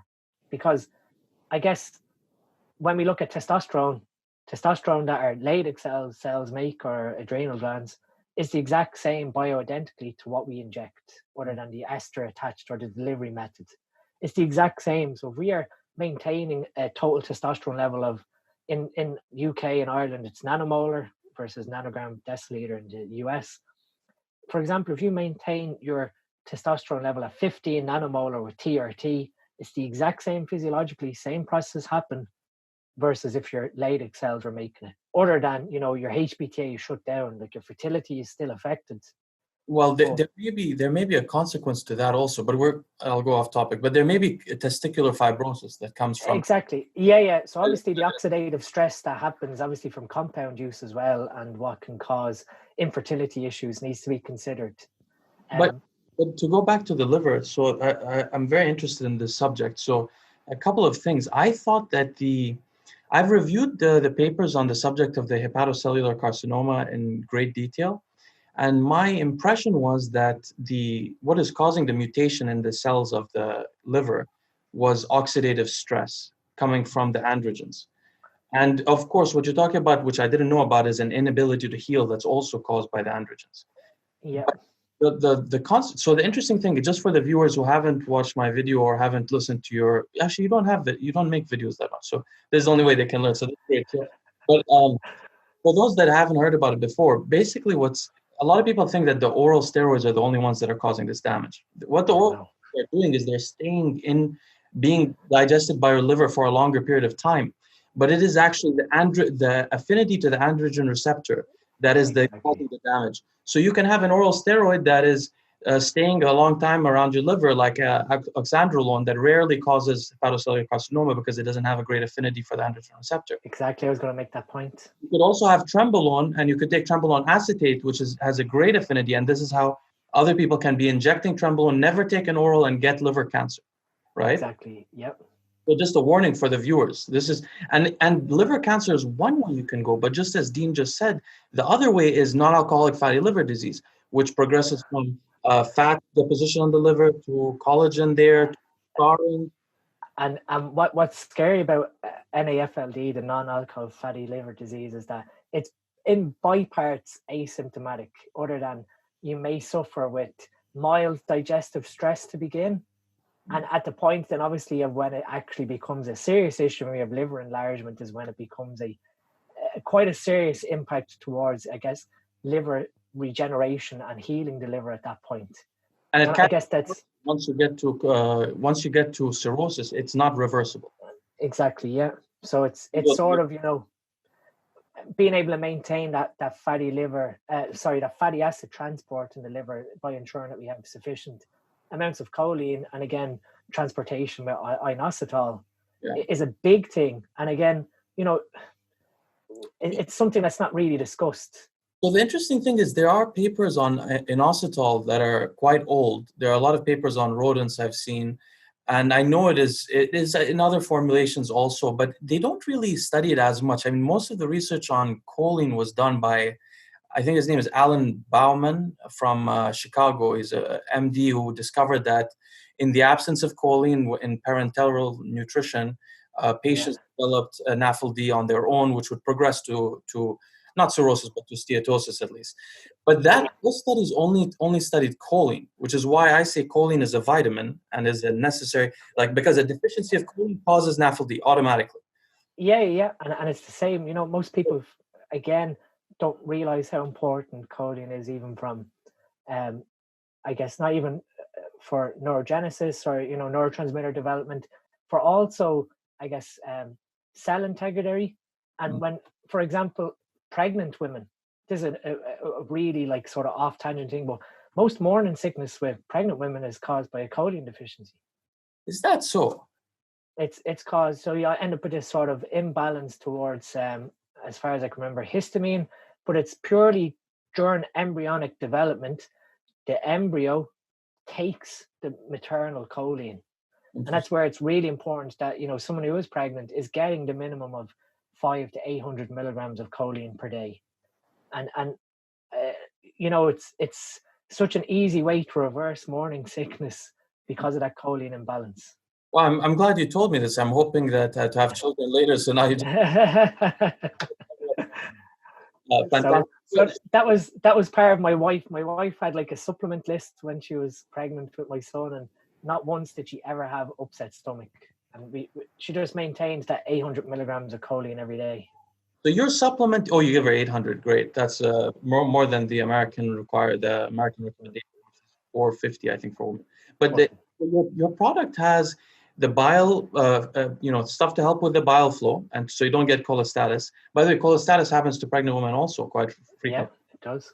The second thing is you have the, so it has that, it has the bile, it had the choline for the nutrition. Choline. For NAFLD.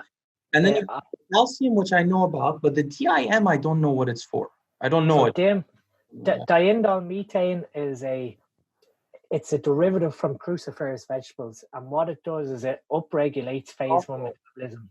Yes, I remember now. Yeah. So now it increases the the methylation of estrogens to it pushes it down the path of 2-hydroxy estrogen rather than 4 and 16 hydroxy.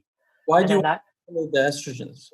So if you're pushing things down 2-hydroxyestrogen, it's a more favorable candidate for methylation, and that'll create 2-methoxyestrogen or estradiol, and that's what ends up then getting excreted. But then you also have 4-hydroxyestradiol and 16 hydroxyestradiol, and those two, one of them has an affinity for DNA, so it can cause oxidative damage and cellular depletion of glutathione. And then I can't remember exactly what the 16-hydroxy one does. But we always want to make sure that in normal estradiol metabolism, that the majority of it is going down this 2-hydroxy pathway. But how does that relate to the liver? I do know women are more likely to get So with obviously with bodybuilders, I'm more so aiming towards male bodybuilders. So that liver stack is sort of helping guys who use AAS for obviously physique enhancement, but then also that sort of, I guess, phase 1, phase 2 liver metabolism support in that liver product is for males to support healthy estrogen metabolism, so that, you know, we do need a certain level of estrogen, but we also need to make sure that we're excreting the estrogen correctly as well. Got it. I wanted to ask, so so basically your liver supplement sounds really great to me, except the DIM. I understand it's not directly relevant, but the rest is really total. It's the total package, except for one thing, which is you're not including an antioxidant base. And so a lot of the issues we're having, do you have an antioxidant supplement also separately? So what I done was I created a heart stack, which is the CV stack.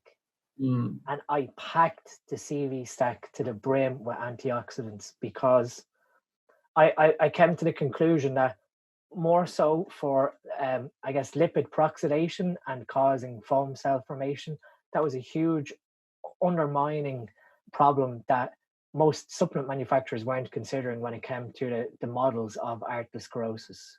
Of course, yeah. So I guess what really piqued me there was, you've probably heard of him, Mark Houston. He's an MD from Texas.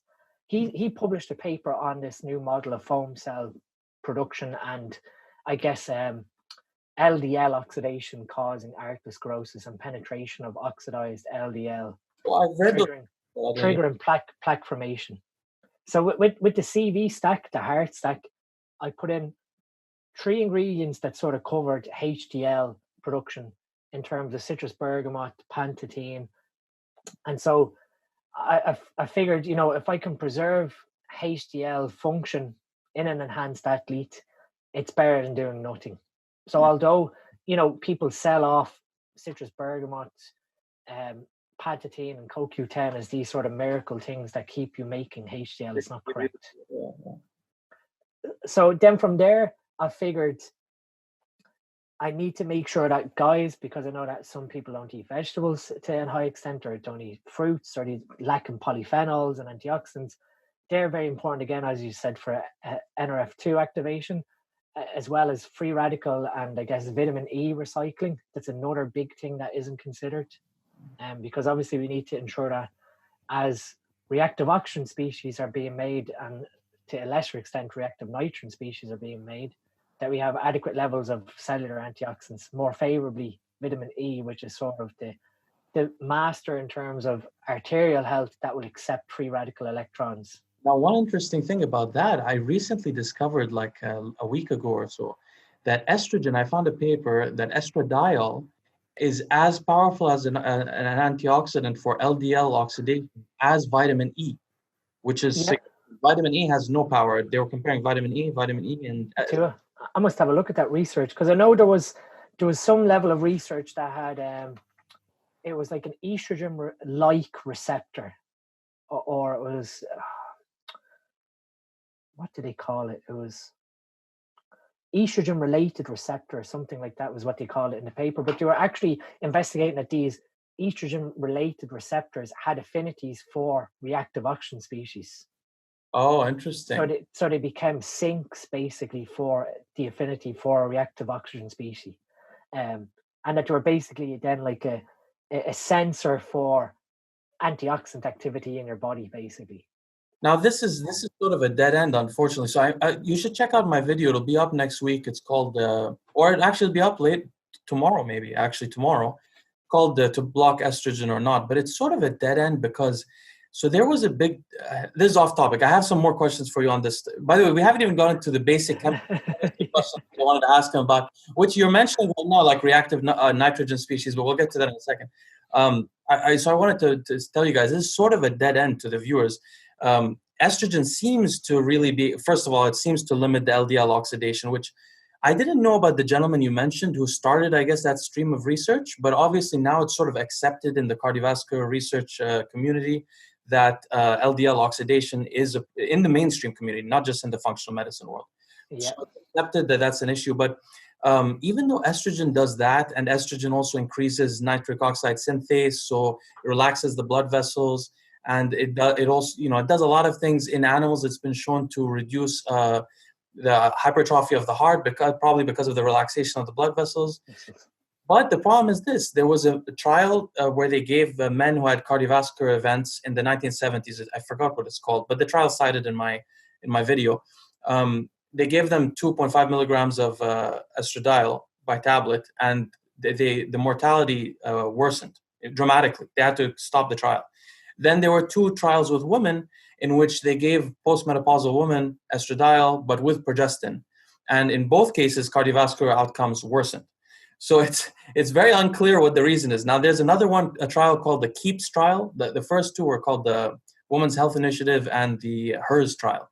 But the KEEPS trial seems to be promising. But generally, basically, estradiol is thought to be protective.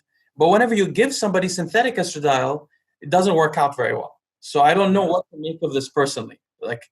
Yeah, I'm a little confounded as well, because we do end up then, I guess one of the other things I speak about is androgen effects on neurotransmitters, and we see this sort of localized what we potentially see in terms of dopamine control, in that we end up with conversion via aromatase of testosterone to estrogen. That's what modulates the dopamine receptor, as opposed to testosterone itself having the pure effect, because they sort of increasing the dopamine.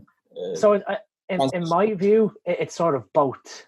So we see testosterone, when we give testosterone, this was sort of like what we're going to speak later on about. Testosterone sort of causes molecular changes in the dopamine signaling pathway. So it's going to, increase transport through VMAT and DAT. So those are the 2 main molecular transports. Yeah. And also then you end up with this sort of slowing down of the breakdown of dopamine through COMT and MAO to an extent. And then you also, I guess, speed up the rate of tyrosine hydroxylase with testosterone also as well. So you start to see this sort of, I guess what you could say, androgen-induced neurotoxicity of dopamine neurons. So we have to break this down for a second. So the increase in the activity of DAT but just for the viewers to know, that's the dopamine transporter that takes dopamine out of the synaptic cleft. Yeah. So if you increase the activity of DAT, you have less dopamine in the synaptic cleft. But exactly. This is very complicated because, okay, but let's go through the mechanism. So first of all, you said there will be less dopamine in the synaptic cleft. And then the degraders, which is MAO. So I've seen myself, I like you, for example, there's an oxymethylone study that shows that MAO increases. So MAO is a degradation enzyme of dopamine. So after it's out of the synaptic cleft, it can be degraded by MAO.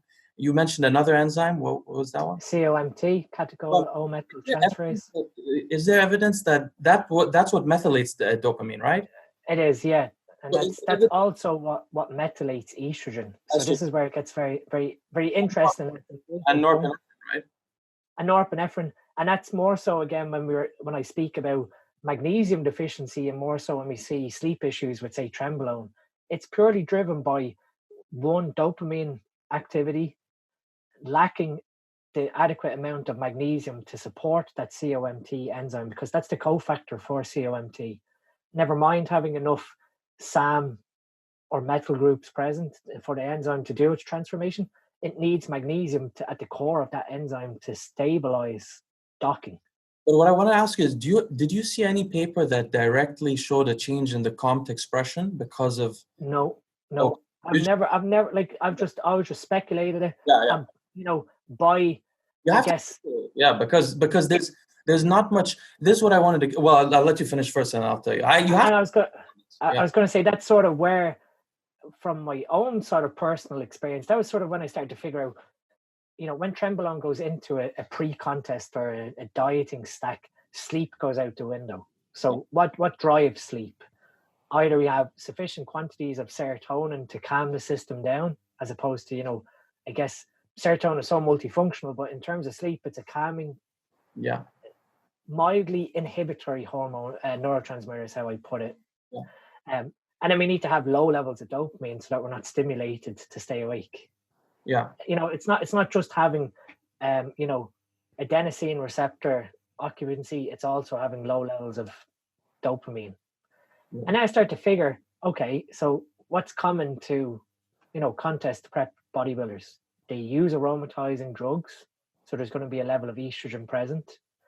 That takes into account COMT as an enzyme. So that's going to use up, metal donors, and it's going to use up magnesium in order to metabolize estrogen through that phase 1 metabolism. But then you have dopamine. So you have increased dopamine transport. So you have increased dopamine coming out of the synaptic cleft into transmission. So you're increasing dopamine levels there. But in order for the dopamine to be degraded, either passes to the next synapse, to pass on the signal, or it stays in the synapse itself, the region, and gets degraded by these COMT or MAO enzymes. Mm-hmm. But if you don't have enough of these enzymes present, or you don't have enough of the cofactors to support the development of these enzymes genetically, well, then you come to a standpoint where you're wired but tired lying in bed because your brain just won't initiate sleep. So this is just to back you up, there's another, just for the viewers to know how important magnesium is. There's one single nucleotide polymorphism that is related to magnesium transport that is associated with a 5.0 IQ difference between the alleles. So magnesium transport to the brain affects intelligence across human beings. It's so important, and I never actually knew about its effect with the COMT enzyme. Now, COMT has become very famous because of it, the methylation community. People got really excited about methylation, and it definitely seems to cause certain phenotypes. There's a lot of research on it. The thing that I have is this. I've never looked into the details of how the anabolic androgenic steroids may acutely affect transmission of neurotransmitters or their degradation or whatever. I've looked I've done one video on the outcomes of using anabolic androgenic steroids, how it changes the brain in the long term and in the short term. But how it changes like the structure of the brain and receptor availability and stuff like that. But I tried to look into it because not in advance of our interview, but actually because someone on my Instagram yesterday was talking about dopamine and said they were saying that testosterone increases dopamine in the brain, but nortestosterone, nandrolone decreases it. And I thought, I can't conclude that. Everything I've seen didn't indicate that to me. What I saw is that serotonergic activity definitely declines. That's the major outcome. The second outcome is adrenergic activity seems to increase, and there is some dysfunction between the brain modal networks and some disassociation between the amygdala, which is the fear center of the brain, and other parts of the brain. Yeah. Now, how that happens, we have no idea. And these things, many of them heal afterwards. But so I looked into it this morning because this guy was commenting on this last night. And like you, this is why I was saying we must speculate, because there's so many different papers that indicate different things about the dopamine. Sometimes first of all, they often show lower dopamine receptor availability. Okay, that's one thing. But that could be caused because you have more dopamine transmission. So that makes, but then there are some studies showing less dopamine transmission or less dopamine mRNA expression. So it's not completely clear what's going on with the dopamine. No, but what sort of drove me down this path towards how androgens have an effect towards dopamine was seeing countless consults surrounding what's known as androgen steroid-induced hypogonadism, ASIH. Yeah. So not only do you have ASIH where we cause a structural change to the testicle, say, and it no longer makes testosterone correctly, and that person's on TRT. We can have an ASIH scenario where someone is purely, has a properly functioning HPTA and yet is suffering hypogonadal symptoms. So they have engaged in steroid use, taken their levels to supraphysiological levels. More so, we see this for long-term abuse. Most of the consults I've done have been, in the region of 2 to 3 years continuous use of blast and cruising. Initiates a successful PCT, returns to, normal HPTA function, so normal total testosterone, normal FSH, normal LH, but are suffering from hypogonadal symptoms, so low libido, failure to maintain erection. Whereas physiologically, their blood work is saying that there's nothing wrong. But on a neuropharmacology level, they are suffering. So that led me to down the route that, okay, there's no other explanation other than, either something has changed genetically towards, polymorphism change in how they create DHT. So they're no longer making the more androgenic compound in their body that's driving male sexual function and libido. Or there's this huge deficit now in dopamine in the brain where they're failing to, I guess, engage sexual arousal because of that dopamine deficiency.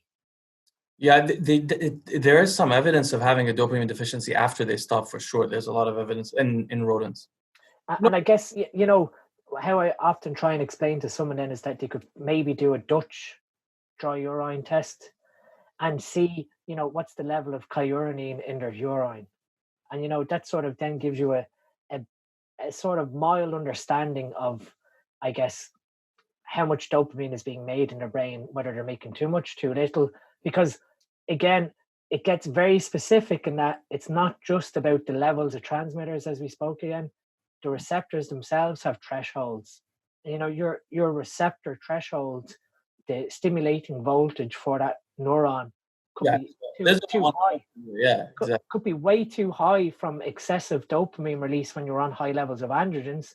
So although you're now at, normal physiology, your neurons are up here and you're making dopamine to this level that you're never getting to this excitatory potential that, this is the downregulation, the biomechanical. And so then people are like, okay, so this whole libido issue is driving me nuts. And then they think by going back on TRT or testosterone that it's going to change the problem. Whereas they go on TRT and then realize that libido doesn't change because the neuron is still like this. So used and to. Then, the question then is, well, then how do I fix it? And it's like, well, first of all, you need to disengage any sort of dopaminergic activity. So you can no longer engage, masturbation, pornography, sexual sort of things, anything that's sort of high risk, anything that's going to push your dopamine threshold higher. And it's time then, when you say to someone, okay, your libido will return in time because that sort of synaptic transmission then decreases and the voltage will return to probably what your genetic potential is. That is very difficult for someone to get their head around that, okay, I could be waiting, 1 year, 2 years, 3 years for my libido to come back to how it was before I touched steroids. Yeah. And this is sort of a side that I began to educate on in the last 2 years that, okay, steroids have been around, synthetic anabolic steroids have been around since the late 50s. In the last 15 years, because of mainstream culture and obviously social media, we have a lot of, I guess, abuse driven by social media fame.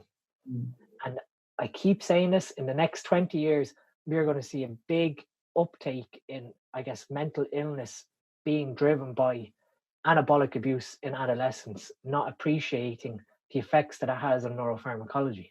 Absolutely. There's one interesting study with hamsters that shows when adolescents when the young hamsters are given anabolic steroids, so if it's an older hamster, they develop an aggressive phenotype, which is a consequence of the serotonin downregulated serotonergic activity, but it goes away when they stop using it. The adolescent that uses anabolic steroids, when they take it away from the hamster, it remains aggressive and antisocial for the rest of its the rest of the period, whatever. Yeah, I've seen that research. So it goes to show how important, I guess, them and neurogenesis is happening as, I guess, obviously in our first sort of primitive years, between the ages of 1 to 4, we're developing different, fine motor skills, and obviously neuronal associations are happening. That continues to keep going until you're, within your late teens, early 20s is when that sort of, those branches of neurons have formed solidified connections, and the plasticity is more so, I guess, it's not as, I guess, changeable versus when you're a lot younger. And obviously the neuronal associations are all developed at that point. But again, you can see that, a 15 or 16-year-old thinking that they can use steroids because of that's how it's going to help them function as a better athlete becomes a very irresponsible choice when they later progress into their, their 20s, 30s, because of the physiological changes that are maybe permanent. And in the UK, you guys have a big issue with that. Steroids are very common with younger people, right? Yeah, I mean, it's compared to the US. it's now become, because it's so easily accessible. You can walk into pretty much any gym and pick out the right person, and within an hour walk out of gym with a connection to get something. And for the fact that that they're not controlled substances, so they in terms of they're not illegal to possess, but again they're classified prescriptions, so again it is illegal to sell them. But it still leaves open for a young person to buy steroids from an unscrupulous drug dealer, basically, that will tell them, oh, take, it's not even talking in terms of science, it's like, take 2 mils of testanante, it's talking in milliliters, take 2 mils of trenanante, take 2 milliliters of deca.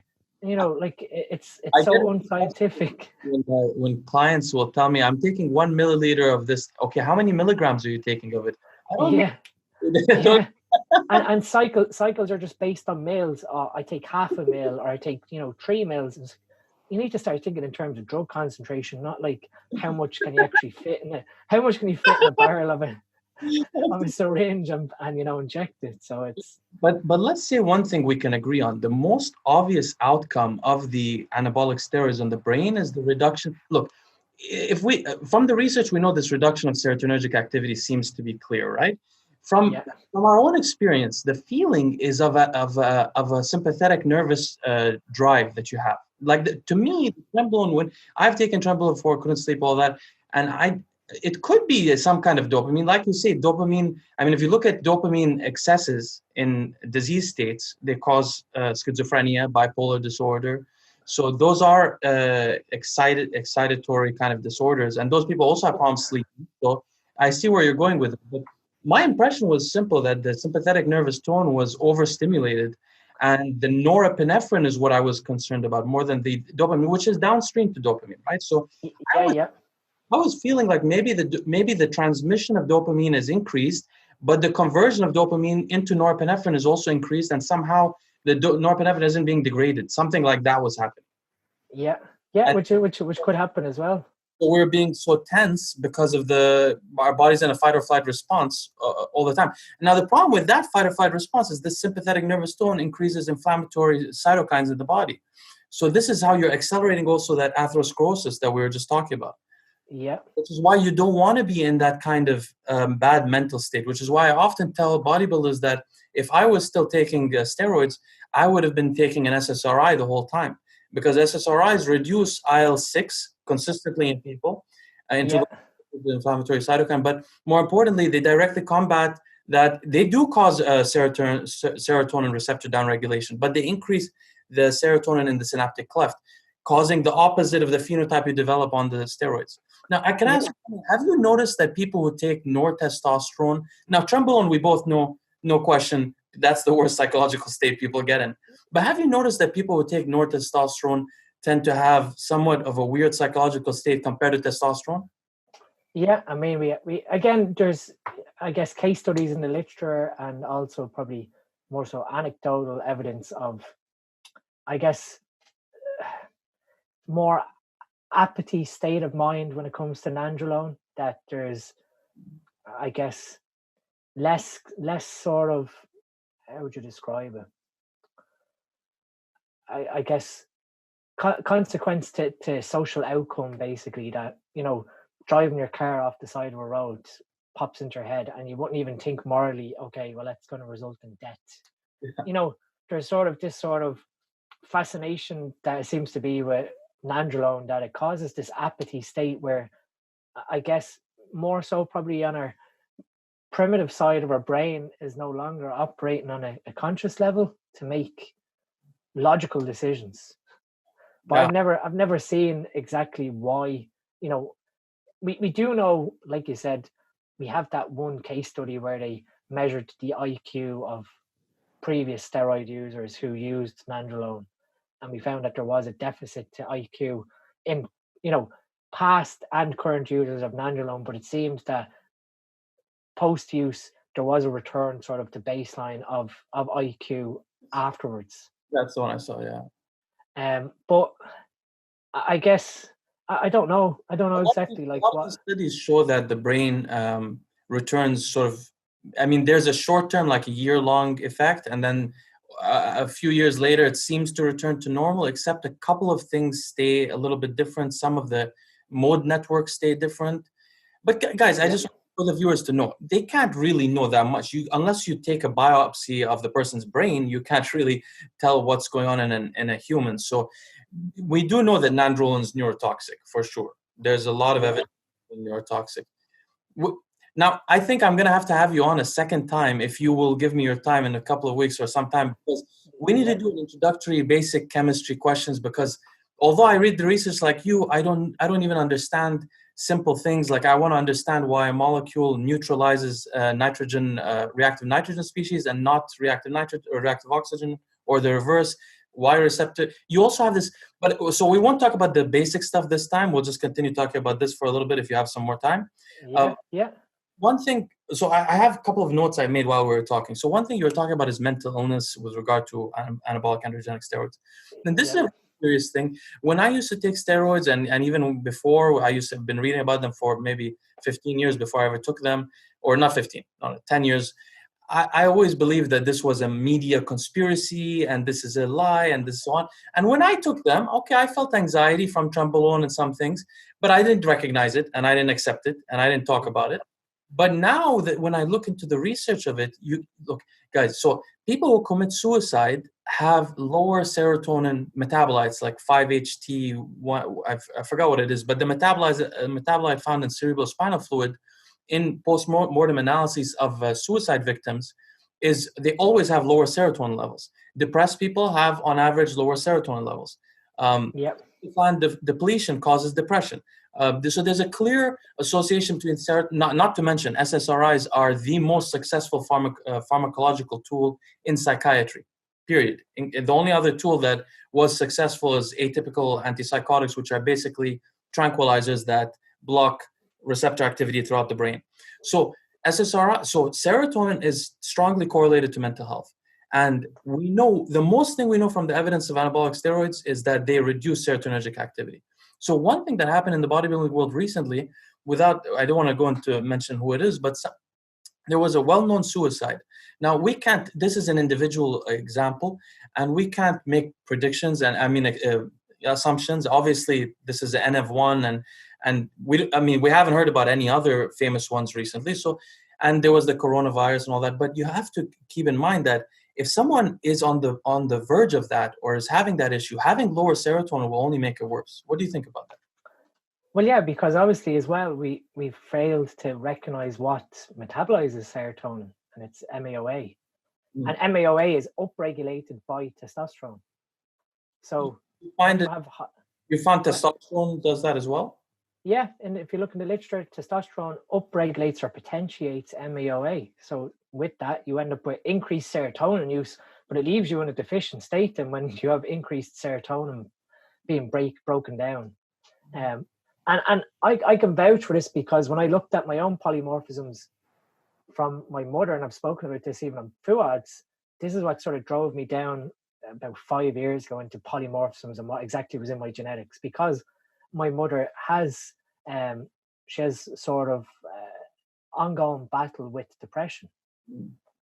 And I guess I had to sort of figure out why she had this sort of psychotic depression that would come and go in phases. And when I looked at my genetics, I was plus plus for MAOA, Uh, meaning that I have that polymorphism where my use of MAOA is on average like nearly 40 times faster than plus minus, the normal polymorphism or the normal morphism of the enzyme. I have that. And so then I was able to sort of look, okay, I have this plus plus and MAOA. And then when I went and looked at the CYP enzymes, I had like a couple of SNPs in, CYP1B1 and 3A, which one of them actually, was involved in the metabolism of citalopram, which is what my mom was taking as an antipsychotic. And over a period of 4 years, they kept giving her more and more and more, to the point that I think she was on nearly 200 milligrams. That was like, that dose is not right, like outside normal population. But when I looked at my genetics in that regard, I was able to say, okay, so I have MAOA plus plus, but I eat on average 300 to 350 grams of protein per day. So I have quite a lot of tyrosine and tryptophan coming into my body in terms of neurotransmitter synthesis from square one blocks. But my mother doesn't. My mother's a typical Irish woman who would have, breakfast, lunch, and dinner, and not high protein diet.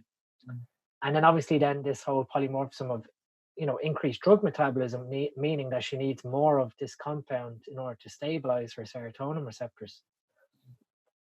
And I guess if I push, so obviously from a mentality point of view, if I make myself very, very aggressive with training, or when I was a kickboxer, anecdotally, again, I'd go through a period of about 2 or 3 hours where I'd feel I can't say, down, but not normal. You just have this underlying sort of depressed state.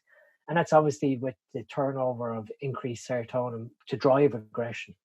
But I should just, I'm sure you know about this, but the SIRT enzyme has a long and short form. Do you know which one you're carrying?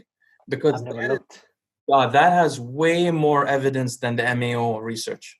The most impactful outcome of genetic studies in psychiatry is the short and long forms of the SIRT enzyme. Specifically the promoter of the SIRT enzyme.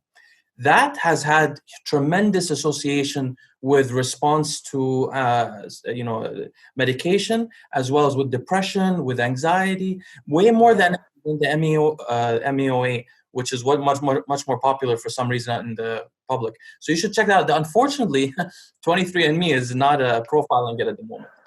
So that's an interesting thing that you say, because obviously people are probably unaware with 23andMe removed MAOA as a promoter on version 6.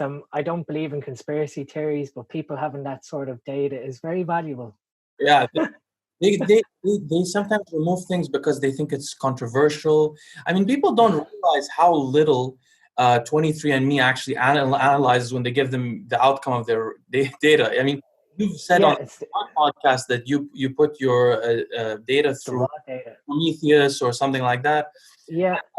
Prometheus and these things also very poorly updated with the genetic research and very incomprehensive. So what personally, I had to go through research papers myself, and I'm sure you recognize this yourself when you go through the genome-wide association studies. They often mention the SNP, but don't mention which allele is associated with which. Yeah, and what's the change, and then it often contradicts itself, and you're trying to figure out, okay, I have CG, and the paper makes no. Yeah, it's a different amino acid. Yeah, and then you're looking at your raw data, you see FCG, and it's a different amino acid, and then they have the nomenclature is completely different. So you're trying to figure out, okay, which one applies to plus plus, minus minus, plus minus, and it's that in itself. I lost sort of patience with going any deeper into, like, I'd think of something, I'd go, okay, estrogen metabolism, CYP1B1. Let me have a look at that, and I'd look at all the research papers on it. And I'd know that I'd have, plus minus. So I'm like, okay, that's, the normal polymorphism. And I'm trying to figure out what does normal, because obviously people fail to realize then a normal polymorphism doesn't necessarily mean normal genetic function. Yeah. So you need to figure out what that polymorphism actually dictates in terms of what gene transcription it causes. So I put my hands up to anyone that like spends time like you, because obviously I've seen some of the stuff you've done with genetics. To go through that level of research, it's a lot. I mean, and like you said, the algorithm of Prometheus probably gets updated once every 3 years or something. It's actually horrible. It's really I used it also in the beginning, and I thought, oh, so I've just went through all the research, so I'm good. And then I started looking at paper. I said, wait a minute, why didn't they include this? And then I started noticing, whoa, it's really whoever works at that company is not. I don't think anyone's working there. It's like me doing research by myself. I think they have no employees. It's just one guy because he's not updating. And he just updates it periodically. So Barely. I mean, like I've done that, and then obviously I've done genetic genes, the other easy one. They have disproportionate updates. So, for example, like there's a lot on Crohn's disease. I don't know if you noticed that. Yeah. Some for Crohn's disease. Everybody does, but there's certain areas of, or there's a lot, for example, on macular degeneration. Yeah, but, or I seen as well. Type 2 diabetes is one that kept coming up in my report. Well, that's because there's like hundreds, and that's a very polygenic. It's like height. There's hundreds of significant genome-wide association things. Sorry, I cut you off. What were you saying? No. Just that the whole thing of like it's just something when people ask me about, oh, can we look at my genetics after I spoke about food? I'm like, okay, well, we can do like the baseline sort of checks for, fast metabolizer, slow metabolizer, certain risks to certain diseases. But like I say to them, I'm no expert, because the level of research needed to go in depth in that sort of regard, you could be at it for years. I loved what you said to Fuad about the fast metabolizers and how they react to testosterone, because I actually, I never, to be honest with you, I never put 2 and 2 together. I never even thought about that. Like I'm an metabolizer, and of all drugs, and when I take and the genetic evidence is there, and when I take testosterone or other drugs like that, I have the same experience. But the thing is, I was always thinking in terms of receptors, like the androgen receptors, or something else, maybe the muscle development, but the metabolism of the drug itself is a big issue.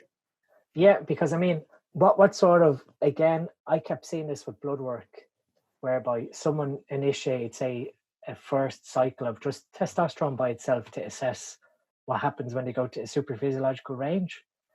And I was seeing blood work where someone is taking 300 milligrams of testosterone enanthate, and their blood work is coming back 120 nanomolar, which is, way over 3,000 nanogram. And you start to think, like, wow, that's like a dose that you're associating with someone who's closer to like 800 or 900 milligrams.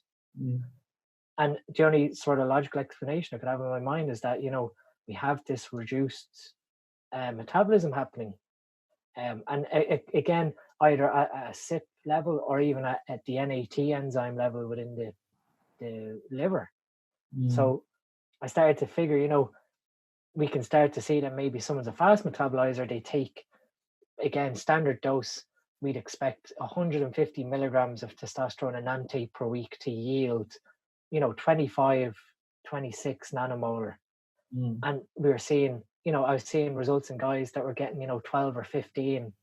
So either, the stuff wasn't dosed correctly, or they are fast metabolizers. And this is so confusing because there's so many things that could be going on there. It could be conversion with aromatase, with 5-alpha reductase. It could be, so there's so many things going on. But you're totally right that the metabolism of the drug is there. Now, one question, interesting speculatory question: do you think it's better to be a fast metabolizer or a slow metabolizer in general? Because so sometimes if you're a fast metabolizer, you may have to take more of certain drugs. And not just in bodybuilding in general, you may get more oxidative stress. But if you're a slow metabolizer and you're taking toxins, so I don't know if you'll get more. So you may take a higher amount of drugs, but the drug may be in you longer if you're a slow metabolizer. And the slow metabolizers tend to be associated with some kind of cancers. Yeah. So I think from a more positive outcome, you're better off being a fast metabolizer, because at least then you can do a dose adjustment to achieve a therapeutic level of a compound. Whereas with A slow metabolizer, we tend to set, I guess, dosage regimens to specific compounds on a reference range that may not actually suit that slow metabolizer. And it's very difficult then to correct for the slow metabolizer, in a dose adjustment fashion, because you may have already caused side effects to that person. Whereas we know for fast metabolizer, okay, we may have to push the dose up to yield a therapeutic effect, but at least we're not causing a toxic effect due to clearance and, I guess, total dose buildup over time. And that's where you get that peak to trough toxicity of. Yeah, I was about to ask you. So I'm not going to ask you all the basic questions, but you got to tell me about that one, because that one's been bugging me. So what is a trough tox? So just for the viewers to know, most drugs that we know about in the common world, not unlike Deanie is a chemist, so he knows, but we don't know this, is that most drugs we assume is toxic at a high dose. But there are some drugs that become toxic so in the pharmacokinetics, when the drug is at its minimum, at its nadir, it becomes toxic. How does that happen? So I guess it depends on what, I guess, the end result that happens at that receptor. So obviously a trough, I guess, toxicity level is sort of like the lowest concentration of where that compound is going to yield a toxic effect. And then the peak is the absolute highest dose where it causes toxic effect. And I guess probably somewhere in the middle of that peak and trough would be sort of maybe your LD50 value of what's the lethal dose 50 that's going to kill half your population. So I guess how you sort of develop that is where you're going to graph concentration versus time and basically see. I guess it comes down to drug clearance also. But it is just on the simplest fact that the trough concentration is generally the lowest toxic concentration that's going to yield a toxic effect. And again, toxicity, I guess, is multifaceted. It's not just, take a compound and it causes toxic effects, because within toxic, we break that down into, teratogenic, cytotoxic. Yeah, this is what we're talking about next time. That I really need to ask you about this. But it's not just something causes toxicity. We need to figure out, what is the extent of the toxicity and what changes happen molecularly as toxicity increases. Exactly. This is what I don't know, and it bugs me because I keep reading about cytotoxicity, but I don't really understand what is cytotoxicity. Like, why do sometimes the DNA changes or cells mutate, and sometimes why do they die? Okay, so because I'd rather have a cell die than mutate. Yeah. So obviously, if a cell mutates, we've changed something in terms of DNA structure, and cell replication then goes awry, and we have increased RNA transcription and increased cellular growth. But what we need to figure out also then is the interactions of these molecules when they're inside a cell, and can they intercalate between DNA helixes? And it all comes down to, I guess, planarity of molecules. And that's where the likes of bulky organic compounds aren't as efficient at chelating DNA as an inorganic compound would be, because of the steric hindrance that's being offered by that molecule. So really? If you can imagine, we use cisplatin for cancer treatment, and that intercalates between DNA strands. It's a platinum chelated compound.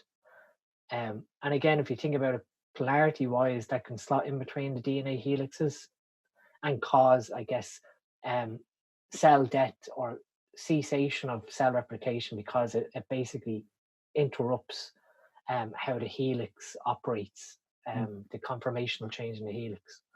But yeah, that's something we can have a chat about. I'll have to brush up on it because it's been a while since. I don't want to have to look into any of it. But so I still have a couple more comments I wanted to make about, not comments, I wanted to talk to you about. You mentioned citrus bergamot a couple of times. So I like citrus. I take citrus bergamot. I love anything that comes from a plant. I think it's interesting if it's phytochemicals, and I'm very much for it. I take it myself, and I made a video even about it once. But I just want to. So some people don't talk about this. In cardiovascular studies, it's clearly shown that there are drugs that will either raise HDL, like niacin, or lower LDL, like like, for example, raloxifene or Nolvadex, but not have an impact on cardiac events. Yeah. It doesn't mean that when you pharmacologically manipulate the HDL and LDL, that necessarily you're going to have an impact on your events like you do with statins. So while it's great to any kind of polyphenol that seems to cause a good outcome, it's great to take. But when bodybuilders think I'm taking citrus bergamot, so I'm not going to get cardiovascular disease, this is really far-fetched, right? Yeah, and that's again, when we were speaking about the heart stack that I come up with, the sort of outcome there was that I want to ensure that I'm giving compounds that are going to preserve HDL function. So obviously, I guess the misnomer that's there with bodybuilders is that we view HDL and LDL as good and bad cholesterol, when in fact they're just lipoprotein transport molecules that have different, I guess, functions. So HDL, high density lipoprotein, it recycles fatty acids back to the liver. That's its primary function. And then LDL transports cholesterol and fatty acids to cells for cell membrane integrity, for, I guess, cholesterol intake, for deliver fatty acids for cellular energy also. So it's not just a matter of viewing that, all LDL that you make is arterogenic, because that becomes a very flawed way of thinking. So that was sort of where with the heart stack. Which is why the citrus bergamot is still useful, because it's probably reducing inflammation, which is what we think is causing the LDL to get lodged in the arterial wall. Anything that's going to lower the LDL oxidation, in terms of any sort of reactive oxygen species or nitrogen species that develops, if we have electron donors present that are going to actually take on board and neutralize that single free electron. So like in the heart stack, I have a high dose of ECGC. I have a high dose of compound. People don't realize. Exactly, yeah. I have a high dose of grapeseed extract, obviously because of it's rich in polyphenols. I have a high dose of, what else did I put in it? ECGC. Grapeseed. I have grapeseed too. I take it as well. I have the patented complex, the Evnol complex, which is both tocotrienols and tocopherols. Oh, okay. So again, when we're talking about vitamin E, most people fail to realize again that it's actually the tocotrienols that are doing the electron recycling as opposed to the tocopherols. I didn't know that. So we're better off when we're taking vitamin E, taking, the A forms of vitamin E. So I can't think of the rest of them off the top of my head, but I put several of these polyphenols in again to make sure that we're keeping that LDL oxidation down, which would again lower cardiovascular disease risk. But I'm very conscious of your time. You're probably getting tired. So it's been 2 hours for the viewers. We were supposed to talk about some basic stuff, but it was so interesting. We went directly into a real conversation. I want to ask one last subject before you leave, just really quickly. And then I hope you'll come on again sometime when you have extra time, so we could talk about some basic things. You could teach us a little bit of chemistry, so we have less of a hard time when we're trying to read these papers. The last thing I wanted to talk to you about is we talked about the liver a bit and about the heart and about the brain. So we talked about quite a few things. We didn't talk about the kidneys at all. And the kidneys I find really interesting because, the liver seems really complicated in that we mentioned 3 different disease states that could be potentially, they could be potentially coming out from the steroids. But the kidney has at least 2 that I know about. One is glomerulosclerosis, which is like a hypertrophy of the kidney where these things called glomeruli stretch out or grow and split and damage themselves, basically. And then it ends up being that you get a scarred up kidney that doesn't work very well. So there's that. But there's also, I found recently evidence, I had no idea that, for example, nandrolone is toxic to kidney cells directly. So the kidney apparently gets cytotoxic responses to all androgens. In fact, it seems when male rodents are castrated, their kidneys do better. When female rodents are given male hormones, their kidneys do worse. So the kidney is opposed to bodybuilding, opposed to androgens. The health is in direct opposition to the use of androgens. Yeah, and at a fundamental level, your kidneys make EPO, and that's what's stimulated by androgens. Yeah. That's what drives red blood cell production. Not only androgen receptor at the spleen, but androgen receptor activation at the kidneys driving EPO. But also, I guess the other thing we need to consider with the kidneys is also how it's affected by adrenal hormones as well as pituitary hormones. So it's not just a matter of kidney health also. You know, we have blood pressure to take into consideration. Again, high blood pressure is going to cause negative kidney outcomes as an artifact of the basically getting a high pressure hose and firing at a very thin net is how I sort of visualize it in my head. Well, it also causes the rupture of the blood vessels in the kidney as well. Yeah. So it's causing the damage there also. But both. Yeah. Both. And then also, you know, the high levels of red blood cells driving hematocrits, or your cells, you have less water content to your blood. So again, the filtration of it is very difficult by the kidneys because there's less water content. And then obviously then changes to vasopressin from the pituitary causing water imbalance. Because again, when you think about it, the main sort of driver that's happening at the kidneys is it's ion exchange between potassium and sodium. That's really generally what's happening. You know, we're taking potassium out of our blood into the kidneys to hold water volume, to, I guess, concentrate urine to then excrete it. And if we don't have that ion exchange happening, everything just gets, you know, we don't have a chance for concentrated urine to build up to cause efficient excretion. But this is what I was going to suggest to you. I don't know. Do you have a kidney product? I do, yes. So I have what was called the kidney and blood pressure stack. I had to change the name of it to #Flow because of the European Food Agency doesn't like you putting organ names and products. But you kept the bigger one. Yeah, so this one's called #Flow, which it was called the kidney and blood pressure stack before I had to change it. And that basically is I have 8 grams of astragalus root in it.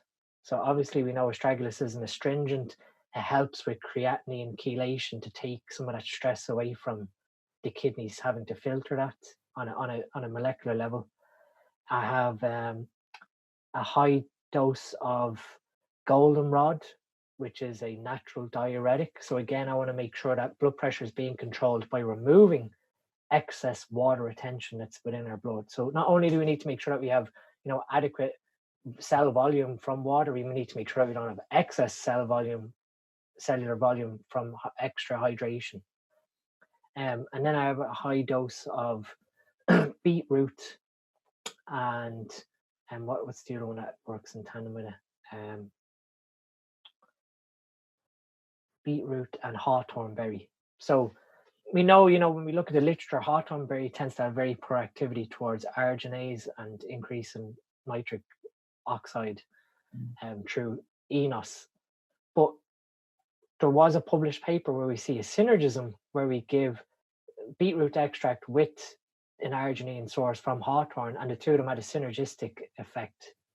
And again, anecdotally, that kidney blood pressure product on average sees a 15-point drop to systolic pressure as an artifact of lowering creatinine metabolism and improving, I guess, cellular hydration from the goldenrod. I feel like this is a great opportunity to add more antioxidants also to protect because they react bad to all androgens. It's really they have cell death. Anyway, I've taken too much of your time. I really enjoyed speaking to you. To be honest, this was I was hoping to have like a little chemistry course, but instead we had such a great discussion. I'm so surprised we have similar views on so many topics. Yeah. So thank you for coming on, Dean. I really appreciate your time. No, it was amazing. I really enjoyed it. It was a good chat. I'll put this out, the video, probably in a couple of weeks, but I'll put out some clips, and hopefully people will enjoy hearing Dean's views on. We have very similar opinions. I was really surprised. So, Dean, why don't you make videos on YouTube? I have my YouTube channel. It's just a matter of time. Really?